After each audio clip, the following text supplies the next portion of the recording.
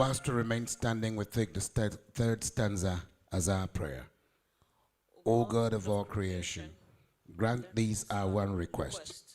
Help us to build a nation where no man is oppressed, and so with peace and plenty, Nigeria may be blessed. Amen and amen. Please be seated as we put your hands together for the Federal Republic of Nigeria.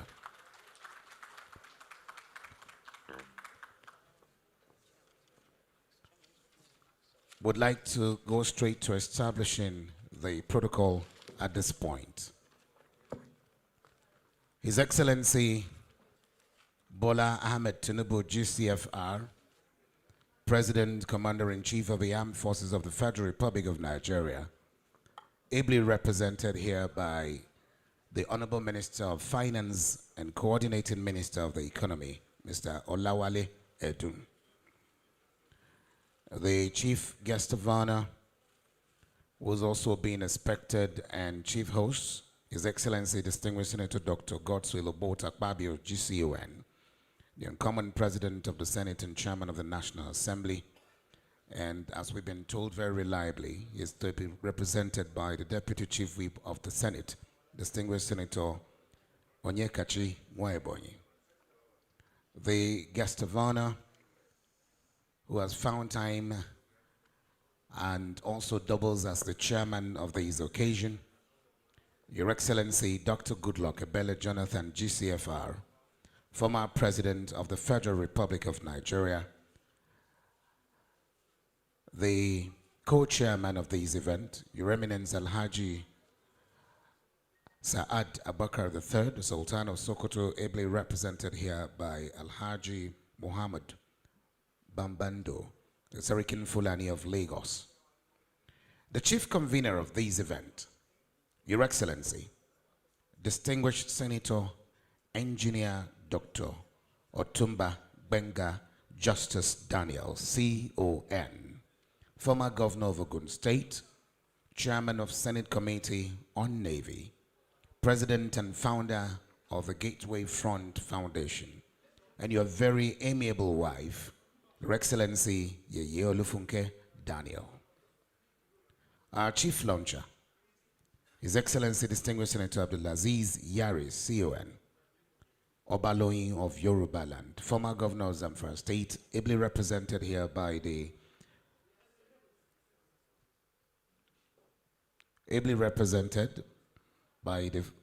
former Minister of State Foreign Affairs, Senator Tijani Yahya Kaura. The leader of the Senate, who's also been expected, but I just have it on good authority that a representative of the President of the Senate, President, just walked in, and it is only proper that we recognize him in that category. We recognize you, Senator Dr. Godswill Akpabio, GCON, ably represented by the Deputy Chief Whip of the Senate, Senator Onyekachi Nwaebonyi. And just whilst we're introducing the rep of the President of the Senate, we have the father of the day at this occasion joining us at this point, the former President, former Head of State, former President, elder statesman, leader par excellence, father of the day, His Excellency Chief Dr. Olusegun Obasanjo, GCFR. Please, can we give him a round of applause that is more befitting?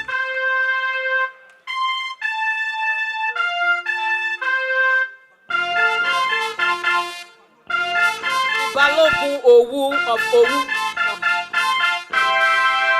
You're warmly welcome, Your Excellency. Thank you very much. Distinguished senators and honorable members of the House of Representatives here present, honorable ministers of the Federal Republic of Nigeria here present, Your Imperial Majesty, Oba Dr. Adeye Eniton Ogunwusi, or Jaja II CFR, Oni of the Source, representative of service chiefs, Your Royal Majesties, Oba Dr. Babatunde Adewale Ajayi CFR, Akaribo and paramount ruler of Remo Land, Royal Father of the day, and our very dear Chief Dr. Sonny Kuku, OFR, Adele Awujale of Ijebuland.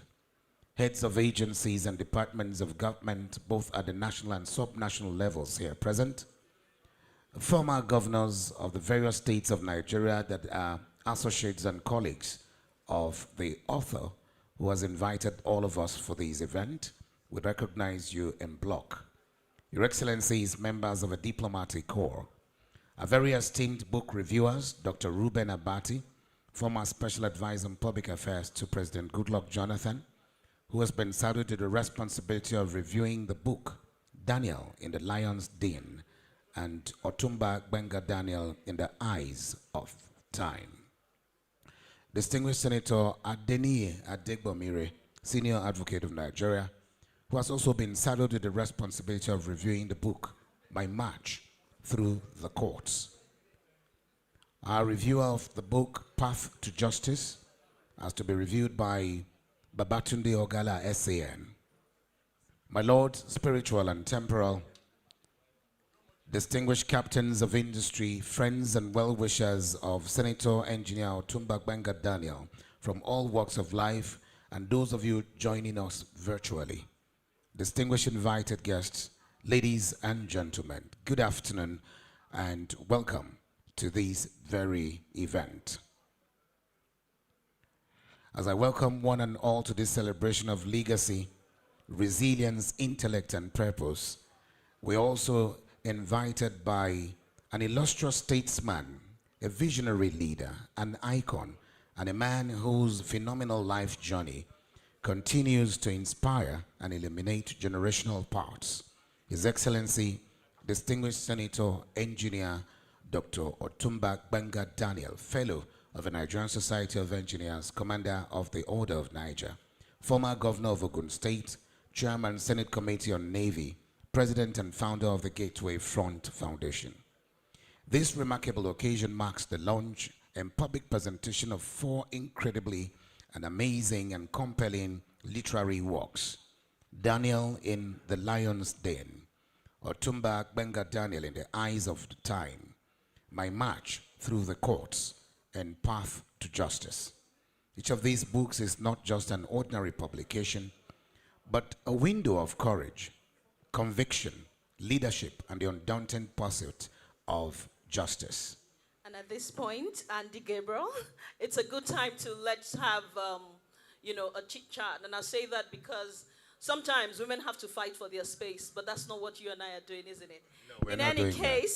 In any case,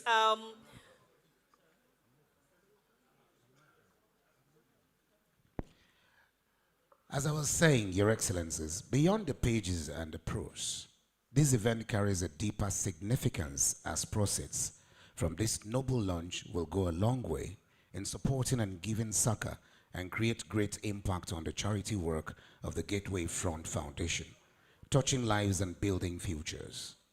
Your Excellencies, distinguished ladies and gentlemen, today's gathering is further enriched by the presence of eminent personalities, seasoned technocrats, as our book reviewers, seasoned professionals, and thought leaders and statesmen of very high repute, whose insights promise to illuminate these works with depth and clarity.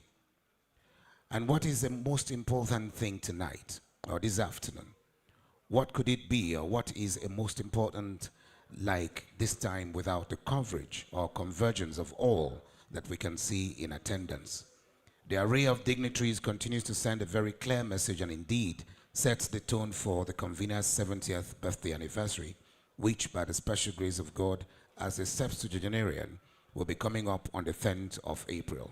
Let me be among the first and my colleagues, other MCs here with me, to wishing you a very happy birthday in advance. Your collective presence here today underscores the importance, relevance, and national significance of this event. Let us sit back, relax, and prepare to be inspired. It is on this note that we welcome you most formally to this event. I'm not working alone. My name is Andy Gabriel, and I'm also working with my dear sister and friend. my name is Kemi Ashekun Shitu. My loved ones call me Hajia Kem Kem.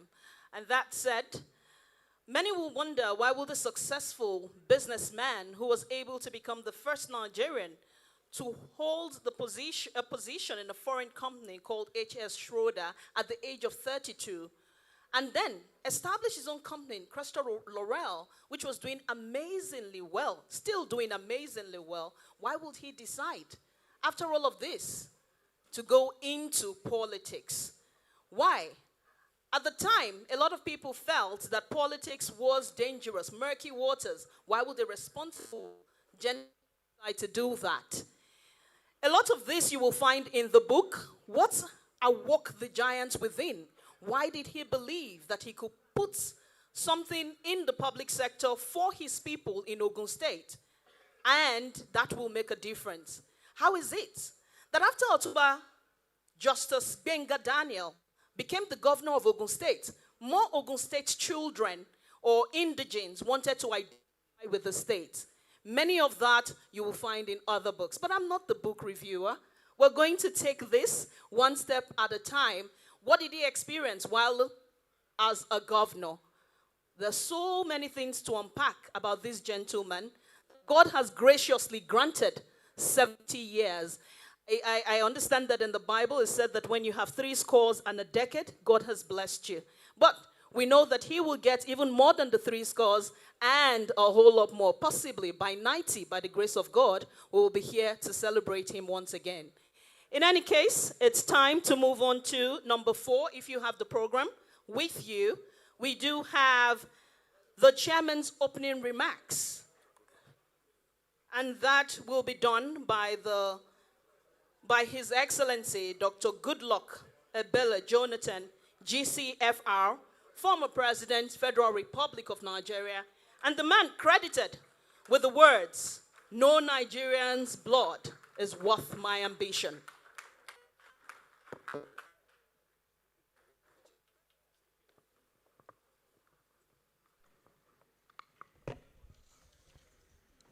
We can do better with that round of applause one more time for His Excellency, the chairman of this occasion, Dr. Goodluck Ebele Jonathan, GCFR. Thank you so much. I will not take much of your time because the man who brought us here, Benga Daniel, said this program will not take too long. But it's not easy to launch so many books. Let me appreciate our father, our leader, the former president. I will not go through a normal protocol, but let me sincerely appreciate the president here represented by the coordinating minister of the economy and the honorable minister of finance. Thank you for being here. This program is being organized by a serving senator. So we have so many distinguished senators here.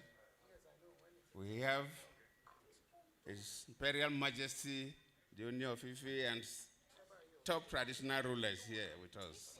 We are very senior citizens of Nigeria. I thank you all. Today we are celebrating Benga Daniel at 70. First, let me congratulate you for enduring 70 winters. It's not easy to endure 70 winters.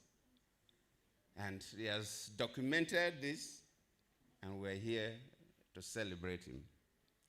I always appreciate people who put on paper their experiences and what happens to them. I pray and hope I will also do one day so that younger people will read about Goodluck Jonathan. There are a lot of stories about me. Maybe 50% of them, whenever I read, they are not correct. But people say whatever they want to say. So it's only when the author himself, when the actor documents it, then people will say, oh, this is what happened.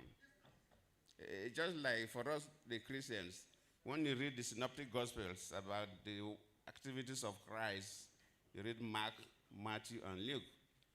You say these are followers of Christ, but still there are some little differences.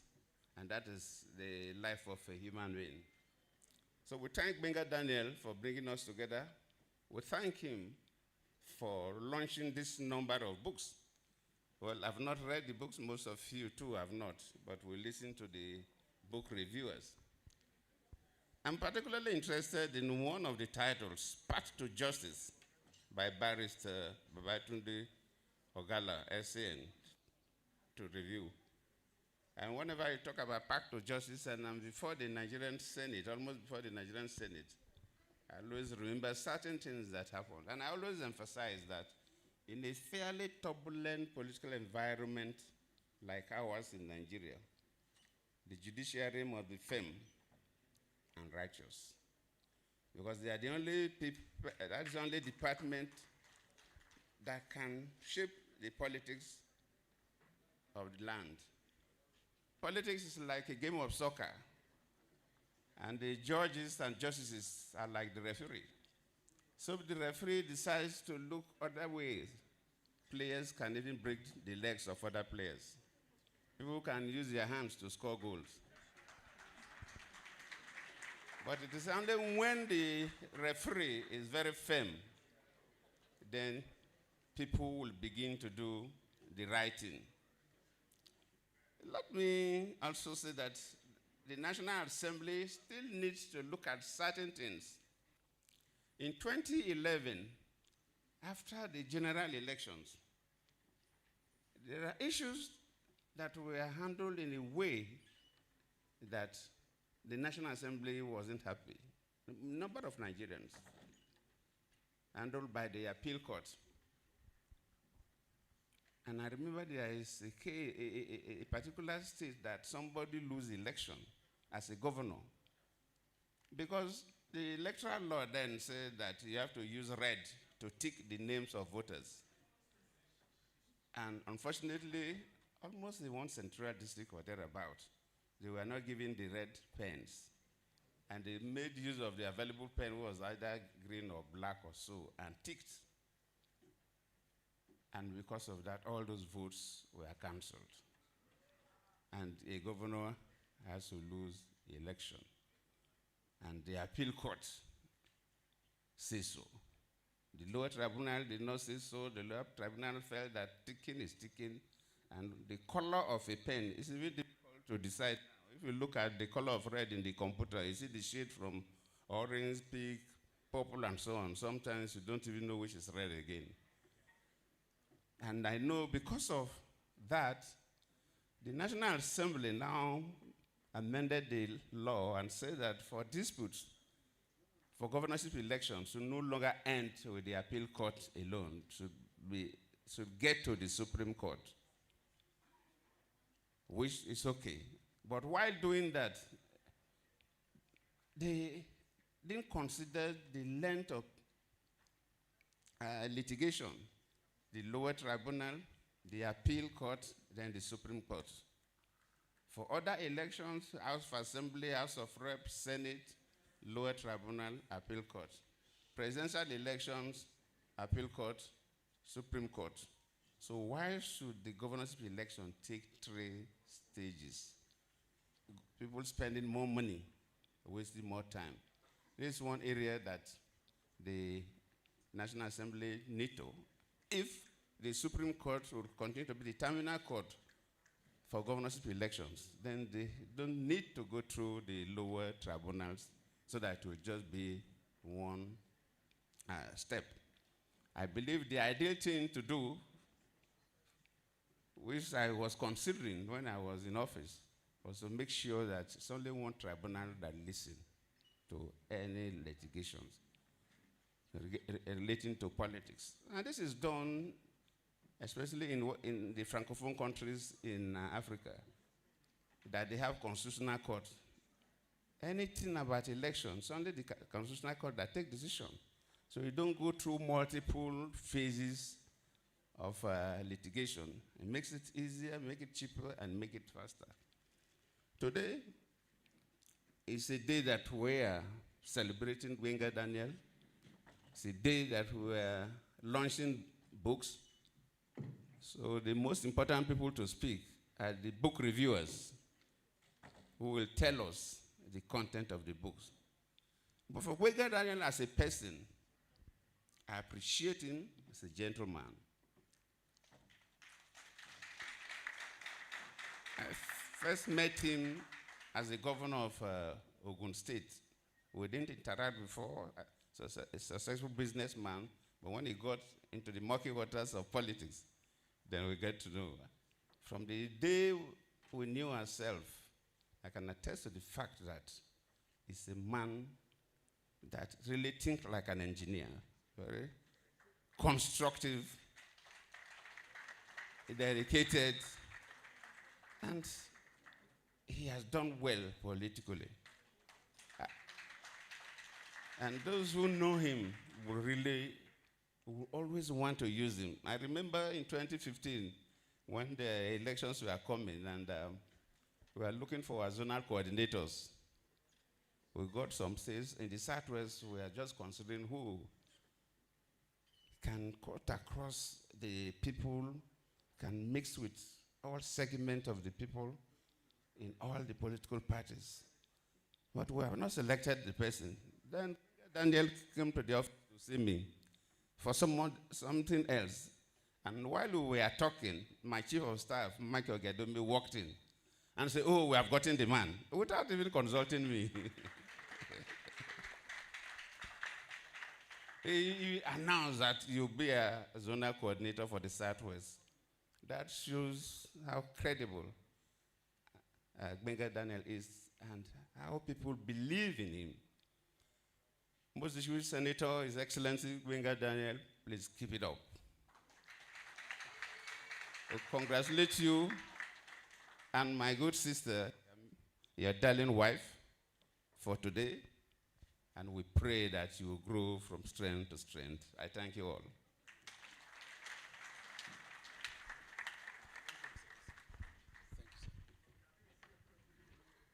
If I were in your shoes, I'd give His Excellency, the former president, another resounding applause. Thank you so much, sir. Thank you.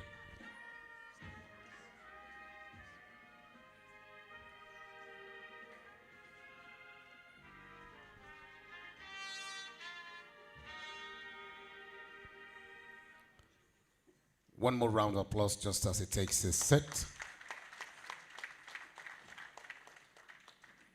We have a very short documentary.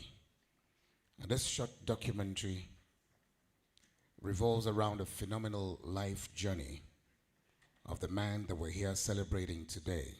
His Excellency, Distinguished Senator, Engineer Otumba Gbenga Daniels.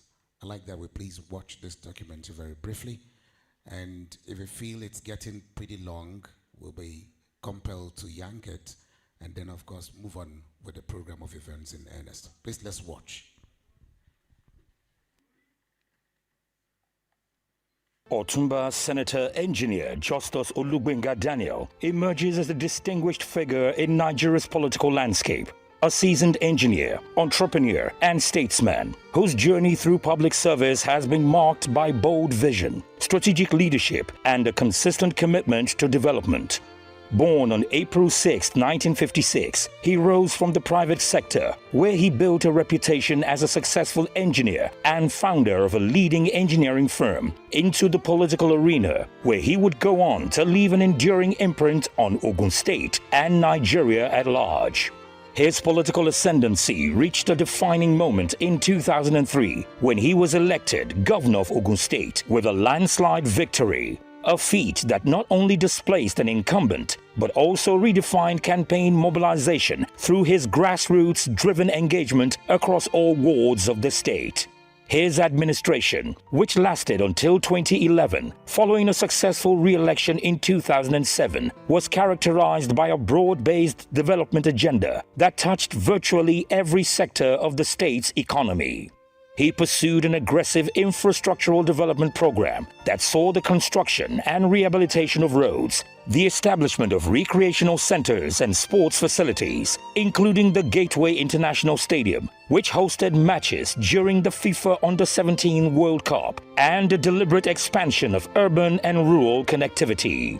In the area of education, Daniel's administration broke new ground with the establishment of Nigeria's first University of Education, a move that strengthened Ogun State's status as an academic hub, while also promoting technical and digital education through the creation of ICT-driven institutions.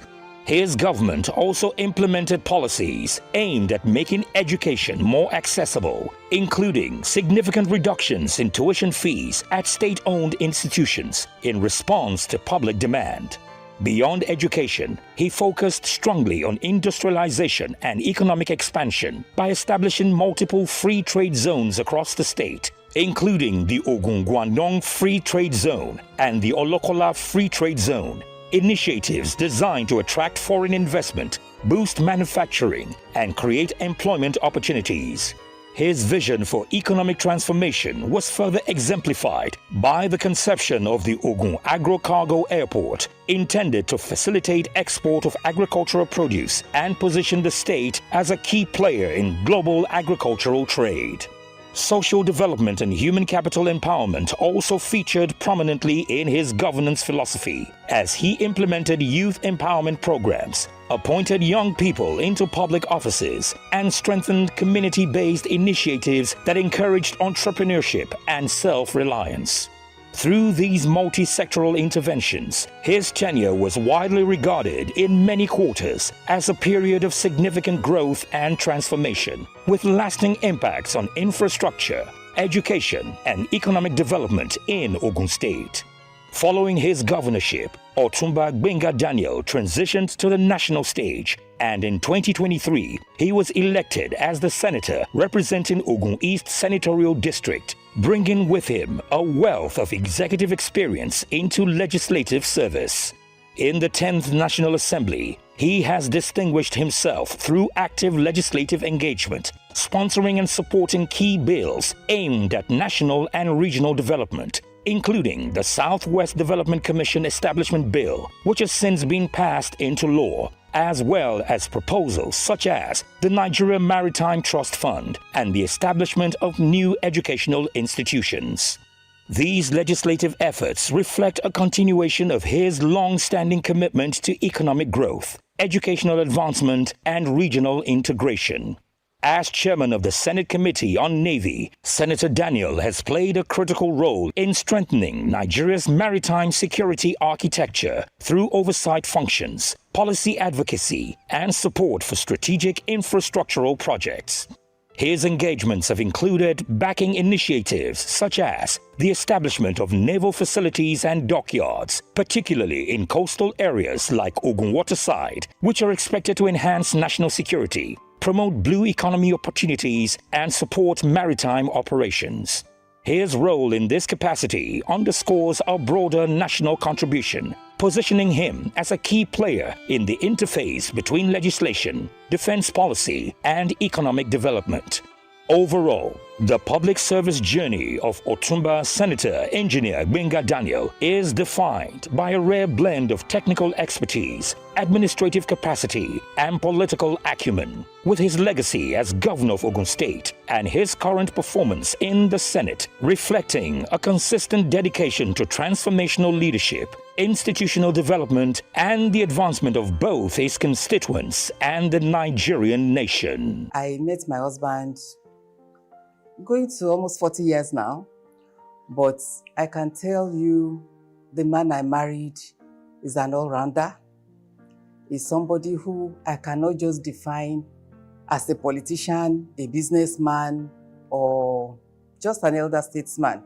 Wow, 70 already. He doesn't look it. He's so gentle, and the way he moves around, you won't believe he's 70. My father has always shown me one of his best attributes, which is to remain calm. My dad is calm in every situation. And it's something that I've learned from him, that when things may be tough, when things are going well, remain calm, remain grounded, remain level-headed. Well, I've known him quite close, and we talked quite a lot on virtually everything. Politics especially, and he is a very sincere person. He means well to see the welfare of the people of which he was the governor at that time. He is always very concerned about them, And I want to use the word, he is a very civilized person. If you understand what I mean, he's civilized. He's somebody you would like to talk to all the time. And anytime you talk to OGT, you always come out with something that you are learning from him based on his experience and his relationship with people. I have always enjoyed talking to him. I'm older, but at least I learn a lot of things from him too. So he's a blessed person. So I will never ever forget OGD in my life. I call him the smiling governor because Gwenga Daniel is always smiling regarding the whatever the situation is. Gwenga Daniel. He's not only my friend, but a brother to me. I happen to know OGD when he became the governor of Ogun State.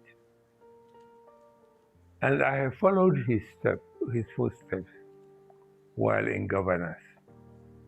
And I think OGD deserves accolades for what he has done. He has not only governed Ogun State with justice and fairness, but also contributed into helping democracy to survive in this country. He is somebody who is open-minded, who sees Nigeria as his constituency and Nigerians as fellow citizens, regardless of age, ethnic, and religious. Gwenga Daniel, popularly called OGD. I didn't know him until I get into politics, when I became the vice president. And that's the time I got to know him and become the president. We became good friends. He's a technocrat, no doubt about that. He's an engineer and he ran a successful company in Lagos. And he's also a peace builder because as a politician, Gwenga Daniel is one person who relates with people very well. Somebody that you can rely on, and somebody that when he's committed to do something, he does very well. For today, you have to wish him well and pray that 70 years is still small, because if I read Genesis chapter 6, verse 3 or so, it said that one man supposed to live 120 years. Forget about what Psalm 90 said, of 3 scores and 10. But I prefer what Genesis said, that we're supposed to live 120 years. So Gwenga Daniel still has many more years, and he has to get to that 120 years before he passes on. He's very caring, very, very caring. If he knows you, he goes down, anything that can be done to a fellow human being is what you see Gwenga Daniel doing to anybody. So I think associating with him, I have no regret. I have no regret whatsoever, because somebody will call you, I hope you are okay, are you doing fine? You know, that kind of a thing. What else do you want? Everything is not money. Now was an elder statesman, a leader by excellence, in whom the throne of Ife discovered so early. OGD, congratulations. Ẹ̀pẹ́ o, Ọlọ́run Olódùmarè tó dá yín sí di ìgbà yìí, ẹ̀pẹ́ láyé ẹ̀fíra ọ̀run ìgbà, ẹni ẹlẹ́ni ò ní gbà ṣe ọ̀nà yẹn á túbọ̀ máa là lórí ìtẹ́ Oòduà tí mo ti ń ṣàdúrà fún gẹ́gẹ́ bí Ọọ̀ni àrólé Oòduà.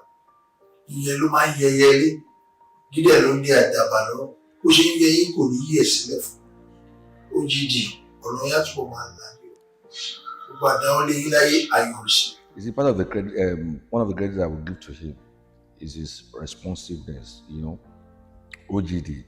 Um, Send him a message any time of the day. If he's not calling you back, he's texting you back, telling you want to see him. You will see this guy in the next 30, 40 minutes, except he's from very far. And even then, he will call, and he doesn't forget things. And that I will give to him as a politician. A very rare attribute of a politician. Most politicians, when you want to talk to them, when you want to call them, it's always a. But he is available. First and foremost, Otumba Gbenga is very God-fearing. He's an humanist. And in spirituality, we describe his type as somebody who will not turn away who will not turn off the tap when it must run, who will not take away the milk from the mouth of children. That is Otumba Gbenga, Daniel, for you. Speaking about OGD as a father, I'd say he is the ultimate provider. He's kind, he's loving, and I'd call him the perfect example growing up for his life. I'd like to start first by saying happy birthday, dearest Dad. To you and to everybody else, he is His Excellency, he's the Senator, he's the former governor. But to us in the family, he's always been Dad. And to be Dad means a lot of things to us. Firstly, it means having a support system. It means having a resource, a person who you know that will be there for you through thick and thin. And Daddy has always been there. I think in this ripe old age of 70 that he's turning in the autumn of his life, it's important to look back and highlight the wonders that he has been to this family, to myself especially. Daddy has always been a person that taught me to always believe in myself, to never let anybody look down on me, to always look forward and to always have a plan for everything that comes in front of me.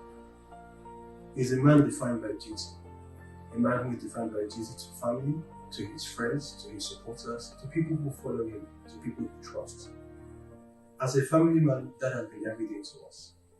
He's been there for us in the brightest of days. In the darkest of times, you know that the one constant person you could always rely on is Daddy. I had the privilege of being appointed as his secretary to government. And, I learned a lot from him, a lot. Hard work is one of the things I learned from him.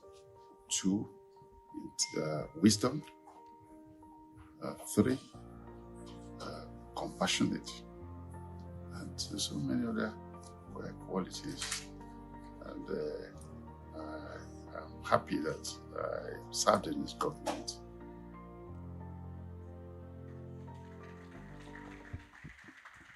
Happy birthday.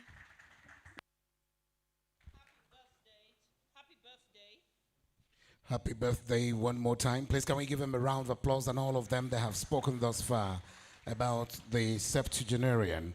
Very quickly, before we move on, please kindly permit us to run through this list of distinguished guests. We'd like to recognize the presence of distinguished Senator Babangida Hussaini. We welcome you. Distinguished Senator Dr. Tony Nwoye. Distinguished Senator Ekong Samson, PhD. Distinguished Senator Diket Plang, we welcome you. Your Excellency, Distinguished Senator Adams Oshomole. Senator Jonah Eteng Williams, we welcome you. Distinguished Senator Emmanuel Chuku, we welcome you.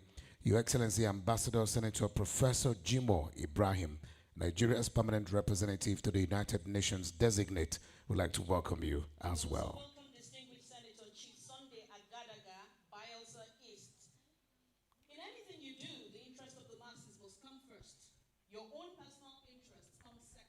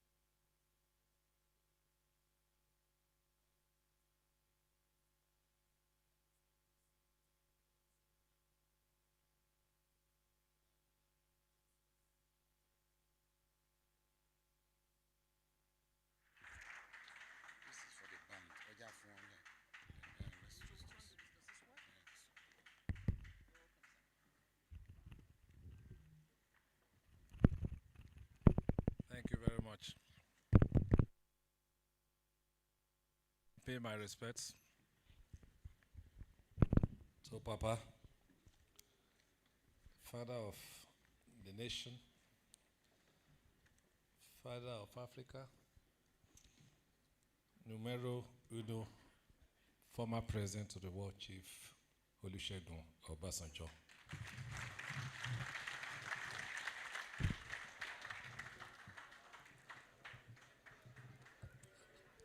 Our dear former President, probably the most gentle president that Nigeria has ever had, Dr.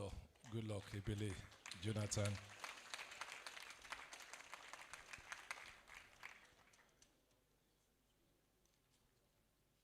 In a special way, permit me to recognize the President and Commander-in-Chief, Asiwaju Bola Ahmed Tinubu, Grand Commander of the Federal Republic, who today is ably represented by the Honorable Minister for Finance and Coordinating Minister for the Economy, Chief Olawale Edu.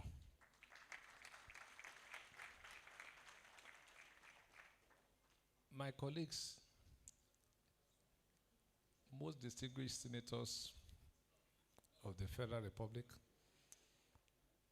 my colleagues, former governors, including the president of the former governors forum,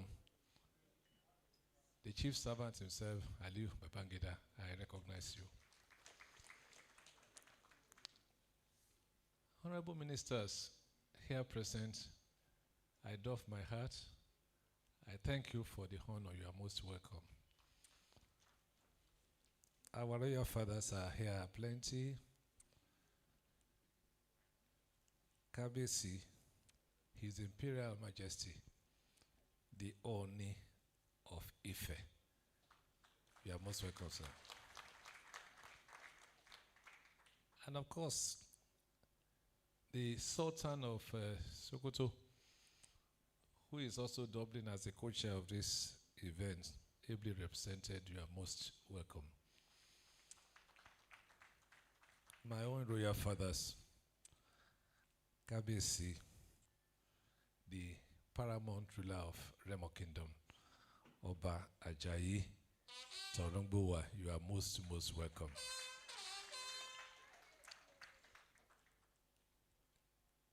Eze Ilomoya, the numero traditional ruler from the Eastern region, I recognize you.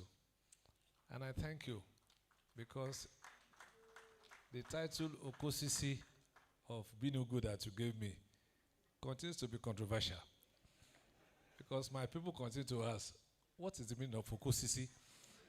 Maybe if you, some say it's Okosisi, I'm sorry. All sorts of things I hear. So maybe if you have an opportunity to say a few words, you will explain this title to my people. All our other royal fathers, permit me to recognize our service chiefs that are ably represented here from the Air Force, the Nigerian Army, the Nigerian Navy. In particular, I have here the former Chief of Naval Staff, Vice Admiral Emmanuel Ogala. You are most welcome, and I thank you for coming. Very, very distinguished personalities, distinguished ladies and gentlemen.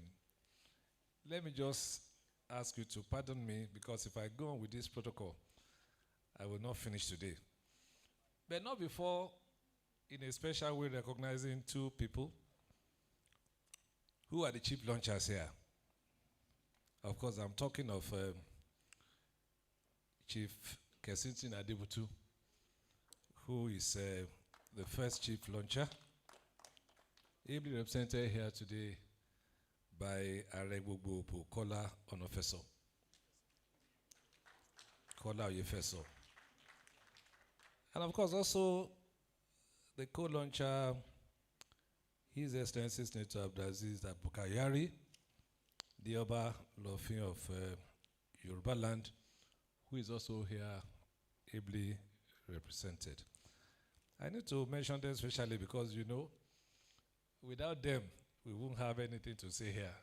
And I have no doubt in my mind that they will give a good account of themselves.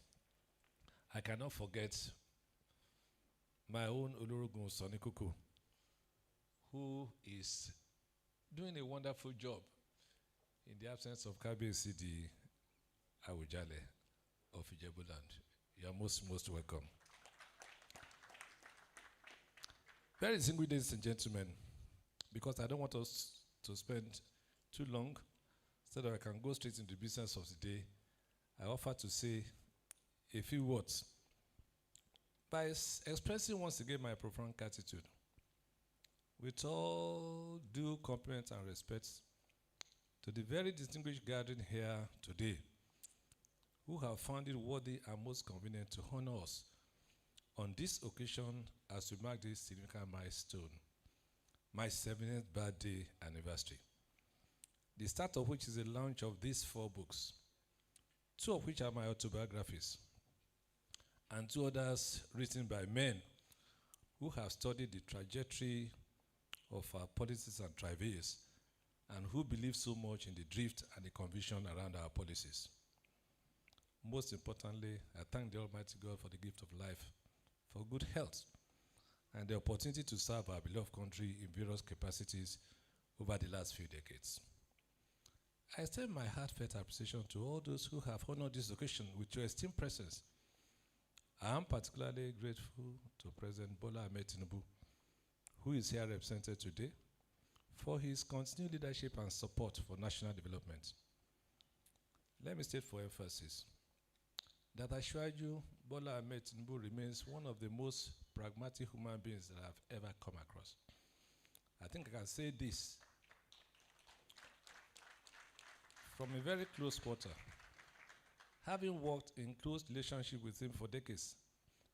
I've said this, and I repeat this once again, that Nigeria is yet to see the best of him. Mr. President is a textbook in governance, in creative intelligence. Many of us read from. I owe the modest success of administration as a governor of Ogun State to his insight and creative geniuses. There are quite a lot of his governance initiatives that we copy from while I was governor. I therefore owe him a debt of gratitude for being my friend, and a true one indeed. He rarely loses friends in the practical sense of the word because he always stood by his friends. My sincere thanks also goes to the Senate President, the distinguished Senator Godswill Akpabio, the uncommon Senate President, who is the guest of honor here today. Our chief launchers, our special guests, our royal fathers, distinguished statesmen, captains of industry, members of the diplomatic corps, friends, family, and well-wishers. Your presence underscores the collective commitment we all share towards building a better Nigeria. Today, I wish to share a few reflections from a statesman's perspective. And of course, when I say I'm a statesman at 70, I don't know what Baba Obasanjo and Co. will call them. On our nation and the persistent challenges of development that continue to confront us, one of the critical issues that has arrested and held down Nigerian society is the lack of credible information, or more precisely, the prevalence of poor information, deliberate misinformation, even disinformation. These perspectives of our people are too often shaped by ignorance, doctored narratives, or half-truths. Political decisions are frequently taken from warped viewpoints, while even the elites who claim knowledge sometimes read only the headlines or scan newspapers superficially without interrogating issues in depth. This information deficit weakens public discourse and undermines informed citizenship. We must therefore deliberately invest in credible, fact-based information systems that empower people to engage meaningfully on national issues. Another bane of our nation's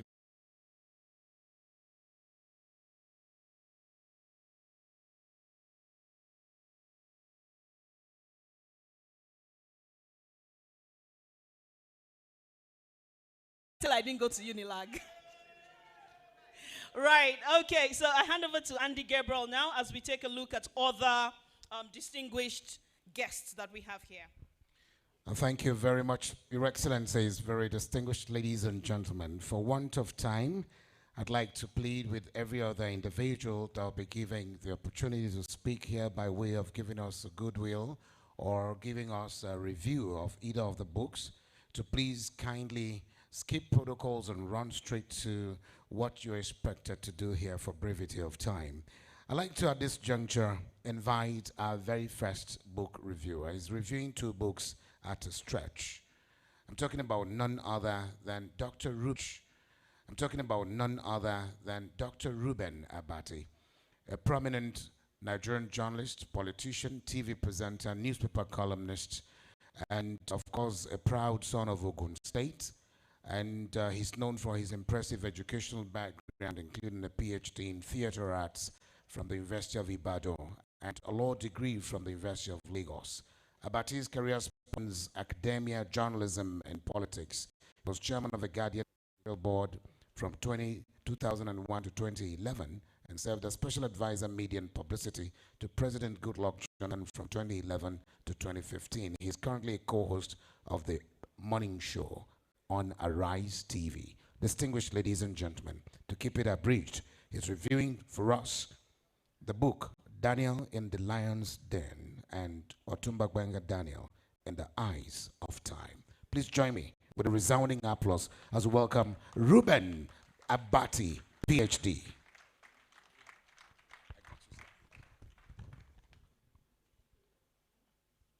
Your Excellency, the President of the Federal Republic, Your Excellencies, Your Royal Majesties, President Olusegun Obasanjo, my boss, President Goodluck Jonathan. I've been told to skip protocols, distinguished ladies and gentlemen, and I've also been given limited time, so I'll just read the little part of this that I can read. Now, here goes. Otumba Gbenga Daniel, Daniel in the Lion's Den, Memoirs of Otumba Gbenga Daniel. The book is about 580 pages, total, over 600.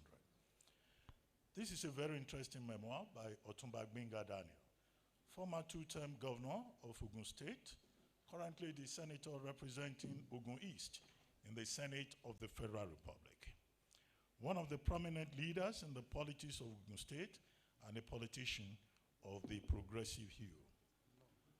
First published in 2011, Daniel in the Lion's Den, the memoirs of Otumba Gbenga Daniel, now in its second edition, is now being presented to the public alongside three other books, Gbenga Daniel in the Eyes of Time by Patrick E. James, and my March 3 course to mark his 70th birthday anniversary celebration, which comes up on April 6, 2026.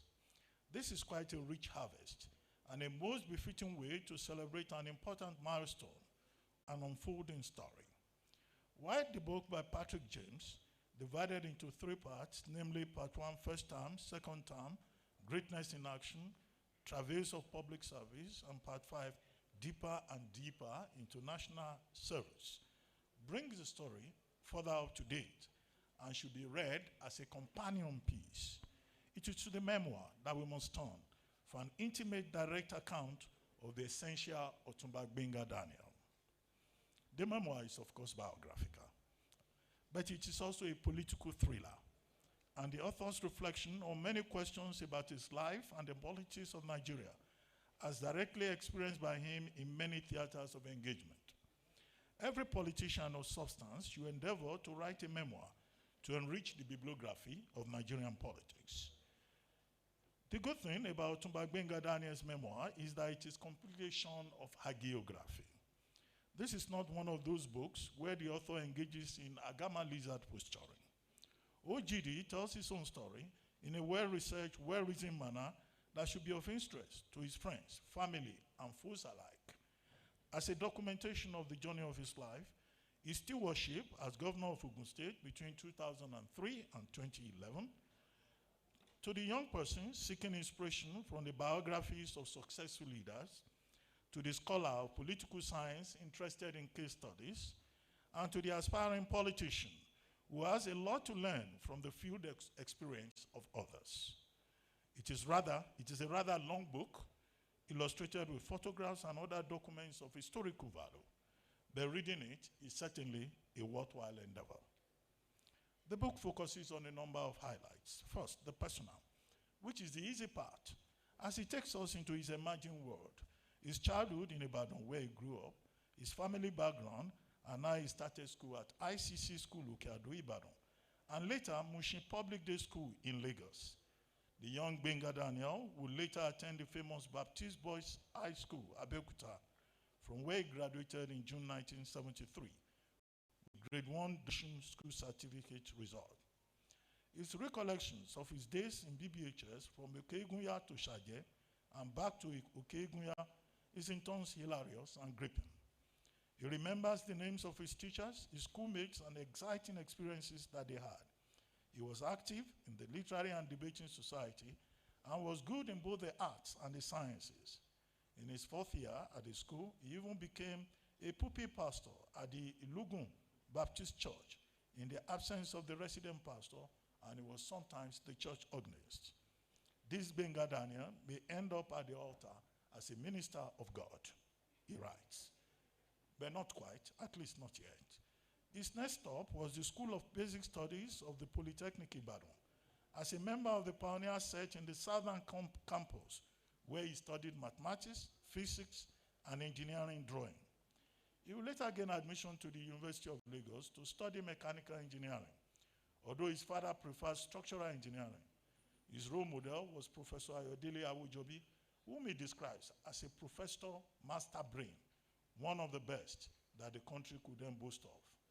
He graduated from the University of Lagos in 1970. School days will readily inspire feelings of nostalgia in readers who may remember the country's education system during that period, especially his fresh recollections of campus clubs such as Copio, the Palm Wine Drinkers Club, and the Pirates Confraternity, among others. It does not offer a linear narrative. It comments on the dichotomy between OND, HND, and BSc degree classifications, the discrimination between courses of study, and he raises and answers his own question, why engineering? The young graduate participated in National Youth Service Corps as a teacher of engineering and applied mathematics at the Lagos State College of Science and Technology, LACOSTEC, and also taught physics and mathematics at the CMS Grammar School. He loved teaching, but he will soon seek professional fulfillment and greener pastures. He first worked at Metal Construction West Africa Limited, and later at H.F. Schroeder, a vertical elevation business where he rose rapidly from sales engineer to become the deputy managing director, the first Nigerian and indeed the first black man to occupy the post in Schroeder. He was in his early 30s. The Structural Adjustment Program, SAP, took its toll on Nigerian-based businesses, and many businesses faced challenges. In 1989, he left Schroeder to set up his own businesses. L'Oreal Fashion for his wife, and then his own vertical elevation business, Cresta L'Oreal, which took over 60% of the elevator business in the market, a testament to his passion for achievement and perfection. He became so successful in the business, he was recognized as a fellow of the Nigerian Academy of Engineering. What also stands out in this book is the author's commitment to family and friends. He comes across as a devoted family man, with his objection to polygamy in arguments with his own father. His commitment to his wife, who is a recurring figure throughout the narrative, and his spirited defense of his children, who will in due course become the target of political rivals.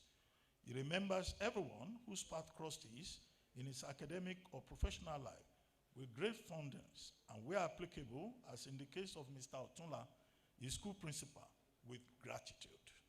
Many of his friends that he recalls who may have passed on to glory, he keeps paying condolences so frequently that the reader may find phrases, may they continue to rest in peace, or may his joyful soul rest in peace, or condolences becoming almost so monotonous. But soon the book was saved from obituary greetings and focused on the living. There's also a passion for history in this book.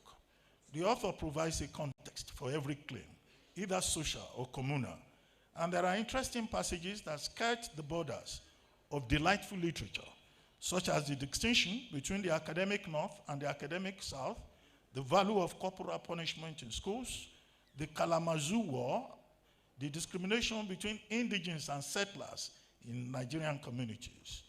He will later in the book offer detailed reflections on national issues such as fiscal federalism, political organization, leadership, state-federal government relations, the monetization of Nigerian politics, state police, and the national question.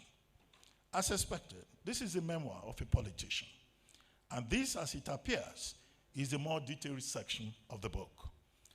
It can be said that as governor of Ogd State, which he later became, 2003 to 2011, Otunba Gbenga Daniel was quite controversial, to say the least, in the course of his effort to give life to his contract with the people of Ogun State, as he calls it.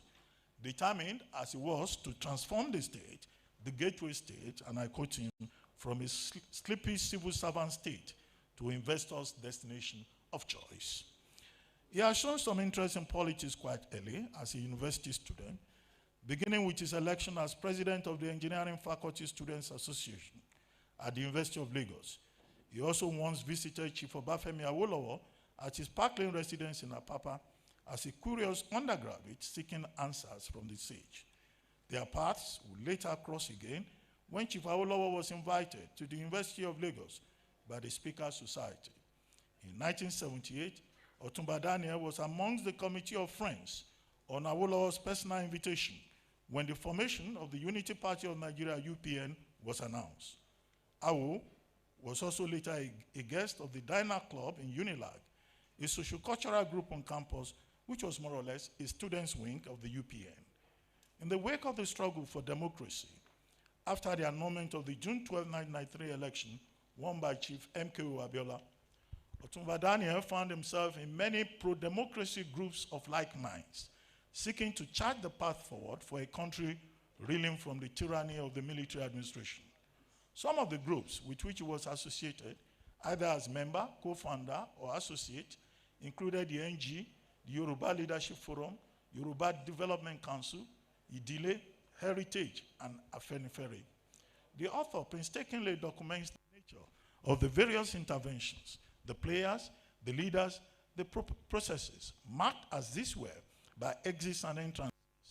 But it was a season when many technocrats and professionals took a keen interest in the making of their country. It was no longer correct to stand aside. Otunba Daniel was by all means a man of comfort, running a thriving business from the 5th floor of the Crystal Laurel complex in Maryland, Lagos. He had the means to provide support in the various groups to which he belonged, but he was not quite interested in partisan politics. He was, like many of his colleagues, rather shy about politics. His wife thought he was better off with his engineering business. He was, however, an Awoist. He got attracted to asking questions about Yoruba solidarity and Nigerian politics. In 2001, he founded, together with friends, what he called Gateway Front Foundation, not as a decoy for political activity, he says, but as a community support scheme for the empowerment of the poor. It turned out, in the long run, that he underestimated the Nigerian political operator. He confesses in the book as follows. I do not share, I'm quoting him now, the belief that my ancestors were apes, but some so-called human beings are worse than monkeys. And the best way to find the truism in this claim is to declare an intention of seeking political life. End of quote. The GFF was formally launched at the Muson Center, Lagos on March 21st, 2001. The GFF became prominent, especially in the Lagos-Ogun State axis. It was the beginning of Otunba Daniel's troubles. When in September 2002, he sought the membership of the People's Democratic Party. Against the grain of Southwest and Ogun politics, his troubles were compounded. I quote him again, I had my baptism of fire just before I whispered my intention to the office of the governor. He was welcomed with bullets and gunshots. He ended up in the police station. He came face to face with man's inhumanity to man. Media attacks followed. Gbenga Daniel is not from Remo. The incumbent governor, Chief Olusegun Oshoba, who had been governor of Ogun State, 1992 to 93, 1999 to 2003, wanted a second term in office. The aspirant, Daniel, set up the OGD campaign organization, which worked with the Gateway Fund Foundation. The better part of this book is about the betrayals, the disappointments, the attacks that he faced.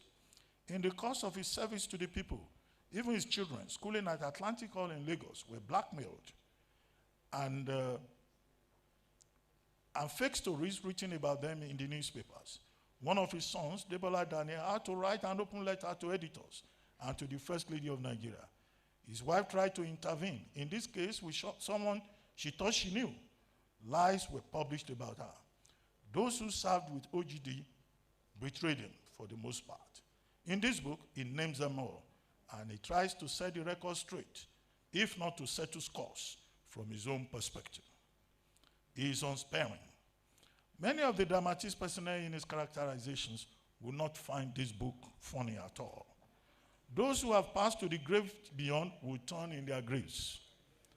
Those who should read this book to receive the author's testimonials about them certainly include Professor Seun Omotayo, Tunde Oladunjoye, Kayode Samuel, Aremo Olusegun Oshoba, Mrs. Darian Oshoba, whom he barely stopped short of accusing of ingratitude, Senator Ibikunle Amosun, whom he says has a penchant for political mischief, Kayode Odun Aro, President Olusegun Obasanjo and his daughter, Dr. Iyabo Obasanjo Bello, about whom the author has many uncomplimentary testimonials to offer, which this review does not have the courage to regurgitate. In chapter 8, titled My Testimonial, the author takes on Otumba Dipo Dino, now late, who ran a Dipo Dina movement organization which took out pages of vitriol against OGD in the Punch newspapers. The author responds to every allegation against him point by point. He denies playing Ziggy politics or running a squad of assassins, not to talk of mismanaging state funds or withholding government funds or workers' salaries, or that he was guilty of taking other people's wives. Otumba Gbenga Daniel does not spare the media either. He calls out Punch, The Nation, Elendu Reports, The News, National Life, and provides long lectures on media responsibility, which I find amusing. His pain is understandable, however. The irony, though, is that it is the same media he will later turn to in telling his own story. As he commends Tabisi Olatilo of Biscon and London-based TV, Ben TV, for their objectivity and support. The book ends with chapter 12, titled The Lessons of Power, and reports of reconciliations.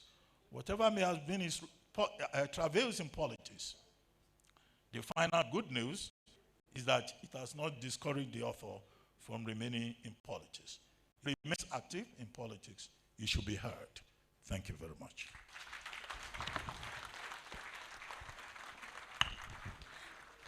Please put your hands together once again for Dr. Ruben Adeleye Abati for his amazing review. He did mention the author's affiliation with the late sage, Chief Obafemi Awolowo. It's also important to note that he also holds a title, or two titles, that used to be for the late sage. So you can tell that this is a man who is for his people. You remember the Awo education for the Southwest back in the day.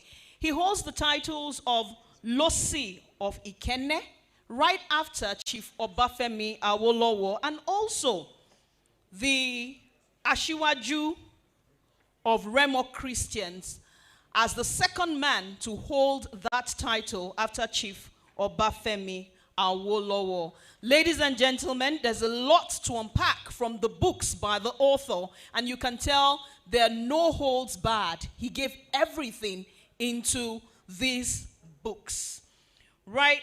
It is time. I know you want to say something, Yes, Monica. still talking about Dr. Ruben Abati. That was a beautiful book review right there. Okay, I would like to quote him. I have one of his quotes right here. He says, "There is something in the Nigerian DNA that defies defeat. The Nigerian spirit regenerates, recreates, and reinvents itself." End of quote. And that's one of his popular quotes right there. Okay, so moving on, before we move to the next book review, we have a car that's obstructing another car. Please, it's an emergency. SMK 399FX. It's also important to acknowledge the presence of Chief Bisi Olatilo, CEO of BISCON TV. Ladies and gentlemen, please put your hands together for the ever stylish Chief Bisi Olatilo. Thank you. And now we move on to another review. The next review is by Senator Adeniyi Adegbonmire, SAN. Senator from Ondo Central, a distinguished senator who will be reviewing the book, My March Through the Courts. Although Dr. Abati had the luxury of some time because he was reviewing 2 books, we will crave the indulgence of all the other reviewers to kindly help us keep it short and sharp. And for the next reviewer as well, we'll be having, okay, so we'll just stick to that. Please, car number SMK 399FX. Your attention is needed. Thank you. Thank you very much. Good afternoon, everybody. I would skip the protocols. I can see that the author is smiling, and I will tell you the reason why. When we were at plenary yesterday, I had forewarned him that I was going to jab him, having read the book that he wrote. But I assured him that it wouldn't be that much. I must confess that I was pleasantly surprised when today's celebrant and the author of the book have been asked to review His Excellency the Senator, Otumba Engineer Gbenga Daniel, asked that I review his book titled My March Through the Courts and the Triumph of Faith. Surprising that I had held the opinion that I am not sufficiently close to him enough to be saddled with such a responsibility. But the celebrant himself helped me out of my surprise by saying, I believe that there is no better person to take up this task other than you. I hope I will not disappoint him. Let me start by saying that this is a book that has 12 chapters and runs into over 200 and something pages. The first thing that struck me about this book, and I did, was that right from the foreword, there are 2 forewords. Right from the foreword, the language I found extremely, putting it mildly, quite, what's the best way? Attack language, let me put it that way. And I found that very interesting. Now, and the second thing that struck me was the semblance of this with the book of the sage, Chief Obafemi Awolowo, My March Through Prison. Chief Awolowo's book is a story of one of Nigeria's most celebrated and longest running political trial, the Chisebu Felony trial. Chief Awolowo, in his own book, did speak about his travails during his trial. Otumba Daniel, who is also from Remo, also speaks about what he titles his march through the courts. But therein stops the similarity. Otumba Gbenga Daniel's book actually only speaks to his march through the courts in the last chapter, which is chapter 12. And in that chapter, he narrates his experience when the EFCC did arrest, detain, and his eventual acquittal. And this, like I emphasized, is the last one. Now, in looking at this book, I also read what Professor Akeyemi Onigbide, like I said, and Patu Tomi, who were the 2 gentlemen who wrote his foreword.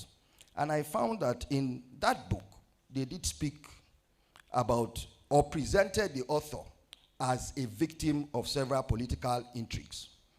Chapter 1, which is titled The Morning After, details the author's immediate activities after he left office as the governor of Ondo State.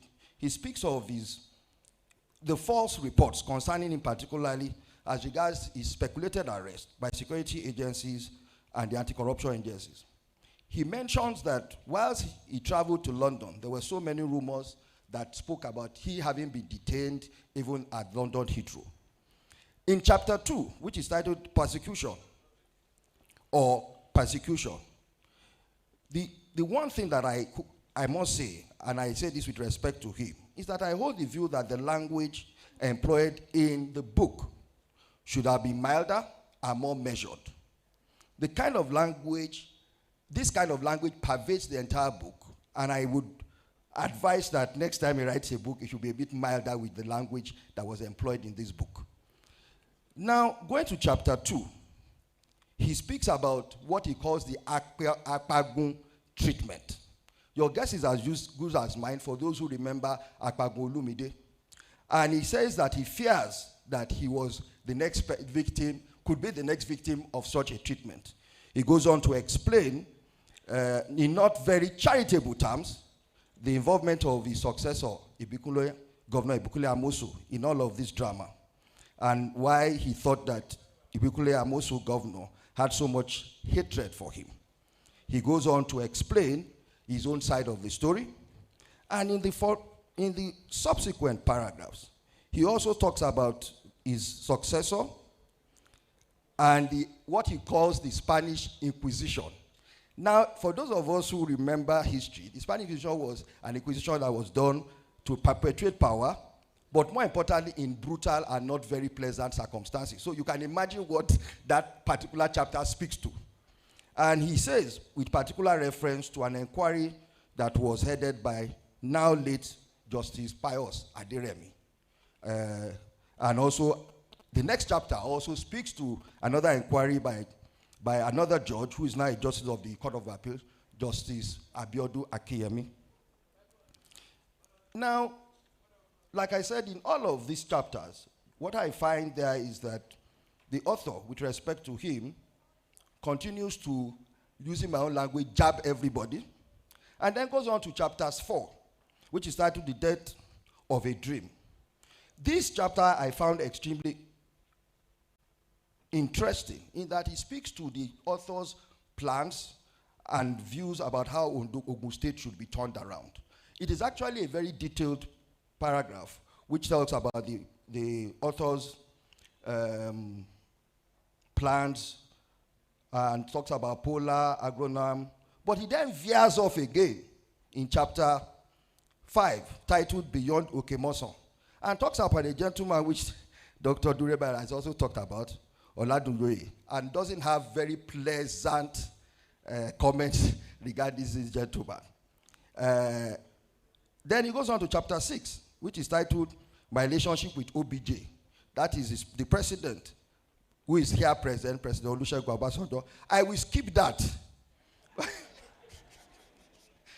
advisedly. But that I would say is that he expresses his opinion about the kind of person President Olusegun Obasanjo is or was, and goes on to say that the crisis in PDP was orchestrated by Baba. And that ended up with the ACN winning the elections subsequently. In chapter 7, he talks about Professor Wole Soyinka and his dissatisfaction with Professor Soyinka's involvement in a peace process in Ogun State. Of course, he then goes on to talk about the ascension to the throne of Obagbadebo and the intrigues that were responsible, or the intrigues that he was said to have been responsible for, which he tried to explain in the book to say they were all not true. Then he goes on in chapter 8 to talk about the PDP state, and then he goes on to discuss the intrigues that led to the failure, which he attributes also to Honorable Ladi Adebutu and not himself. He explains that he was committed to the cause, but that other things were responsible. Of course, like I said, the last chapter, because I'm trying to run through this as quickly as possible, is actually the only chapter that now talks about his march through the courts. Actually, the only chapter that now talks about his march through the courts. And in this chapter, he explains his arrest, detention by the EFCC, how he was charged to court, and then subsequent acquittal. But 75% of that paragraph is dedicated to the findings of the Court of Appeal exonerating him or acquitting him of the charges that had been brought against him. Of course, he has good words for his lawyers and a few of the jurists that were involved. But your guess is as good as mine that he didn't have very good words for the judge that took the trial. I must confess that I met the author and celebrant of today actually at the court premises of the High Court of Abeokuta during this trial. And I had cited his lawyer, who happens to be my very good Egmont, and I approached the lawyer to exchange pleasantries. And his lawyer then introduced Otumba Daniel, or introduced me, rather, to Otumba Daniel as Chief Wumi Adegbomri's son. And he asked me that, oh, that's your father, and I answered in the affirmative, and that was my first encounter with him. The book, I must confess, is a good read. It gives detailed narration of the events which it relates to. It is a must read for persons who are interested in understanding the politics of Nigeria and the behind the scenes that shape most political decisions. I must commend the author for detailing his political experience and sharing his experiences with so many Nigerians. However, to my opinion, the book should actually have been titled My Political Travails. I see no match to the courts in the book. The book, to my mind, speaks to the travails of the author. And like I repeat, it is a good read and gives full understanding of the intricacies of governance. It's also clear that he had great plans for Ogun State and that actually he tried his best to ensure that Ogun State was a better place than he met it. Thank you very much, ladies and gentlemen.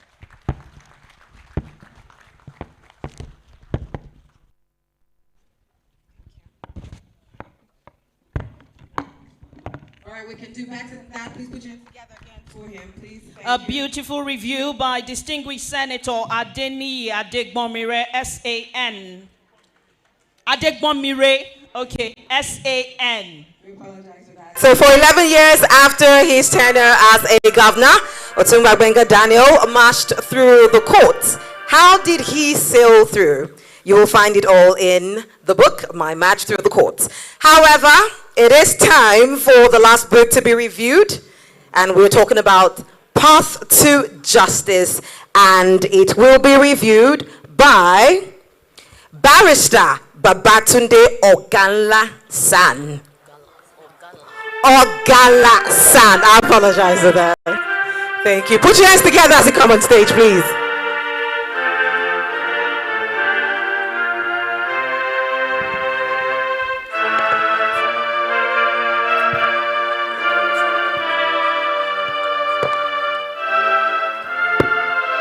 Your Excellency, Federal Republic of Nigeria, here represented, past Presidents Olusegun Obasanjo and Jonathan,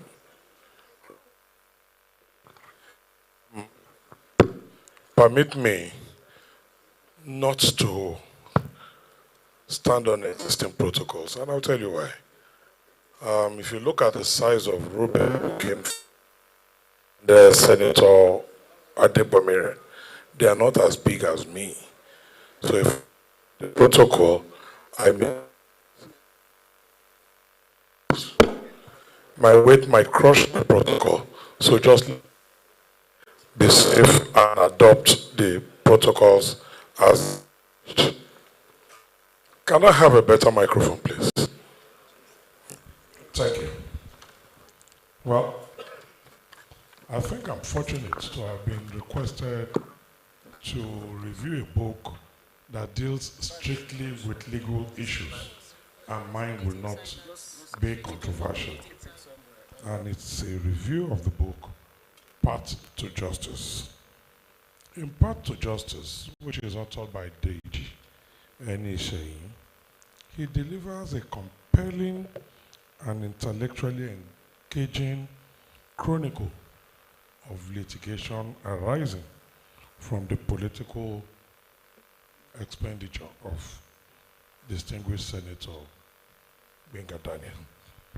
The work situates itself at the intersection of law, power, and accountability, and presents a rich tapestry of cases that collectively illuminate the evolving contours of Nigerian jurisprudence. As much as possible, I would rather, because I have copies of the review being distributed, so you permit me to largely speak to it rather than read. You can read at your own time. I'll say this book, apart from being just a compilation, it reflects a deeper jurisprudential narrative, and this underscores the primacy of due process in the administration of justice. I would say one of the most compelling aspects of the book is its exposition of the litigation strategy that was adopted in the course of his trial and cases by his team of lawyers. It doesn't just tell incidents leading to the various court actions and appeals, it actually reproduces the judgments which each and everyone can themselves read in that book and have a clear understanding. It has a structural and thematic architecture which is about justice in the real sense, power in the hands of those who have it, survival by the person prosecuted or persecuted, coupled with the courage to fight on, and the truth being the panacea for the open wounds. The book begins with post-election petitions under the Electoral Act 2006, and the narrative captures the volatility of democratic contest and the judiciary's critical role in legitimizing electoral outcomes. It then transitions into defamation, commercial disputes, and eventually high-stake criminal prosecutions. Each phase underscores a recurring theme, the tension between power and due process. The latter chapters, particularly those addressing appellate interventions and procedural safeguards, elevate the discourse from mere case reporting to a sophisticated analysis of legal principles. The combination is a synthesis of doctrinal issues, jurisdiction, burden of proof, and the evidentiary thresholds rendered with admirable precision.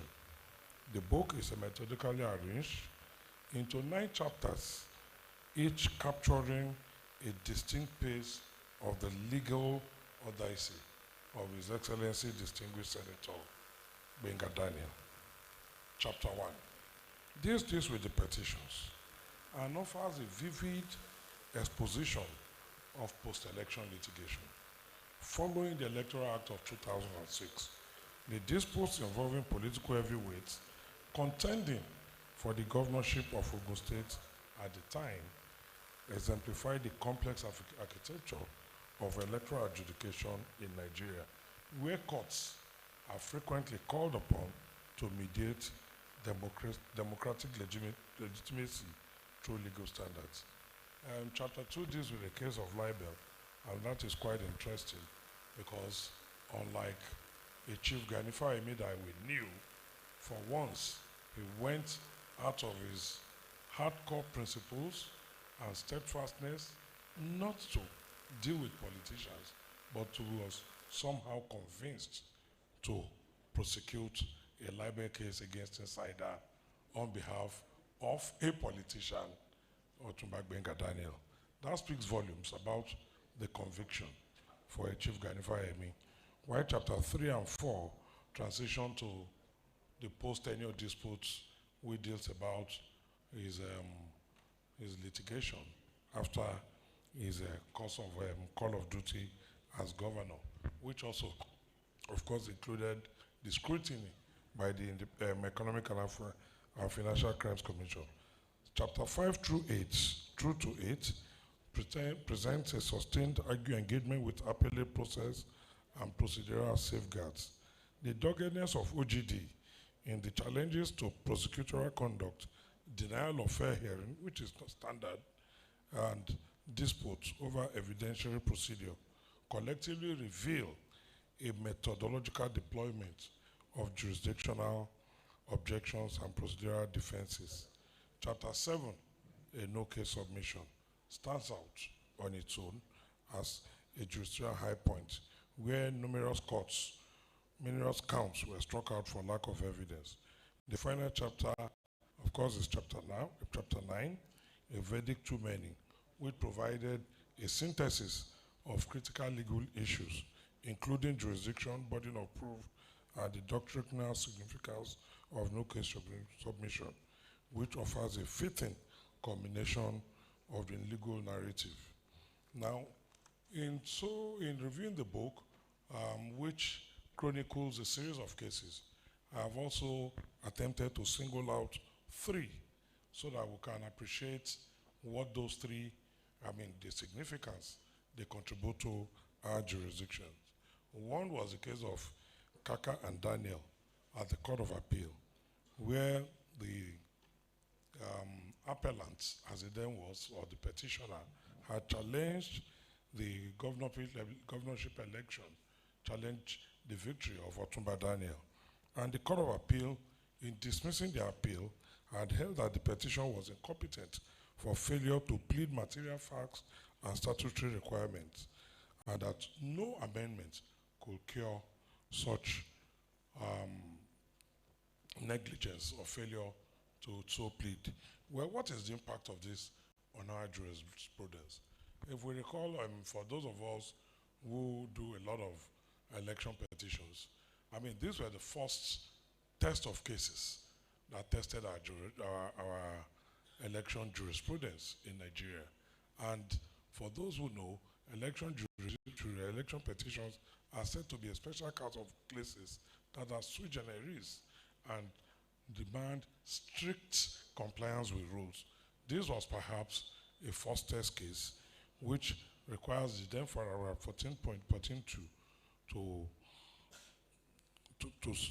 have stated particulars, especially the votes cast at the elections.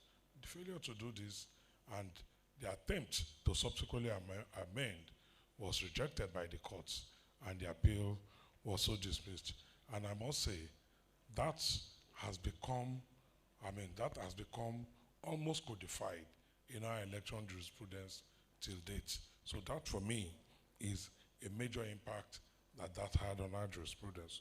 Then there was the case of Gbenga Daniel and Inside Communications, which, like I said earlier, was one where a Chief Gani Fawehinmi had to go out of his way to have prosecuted that matter on behalf of Otumba Gbenga Daniel.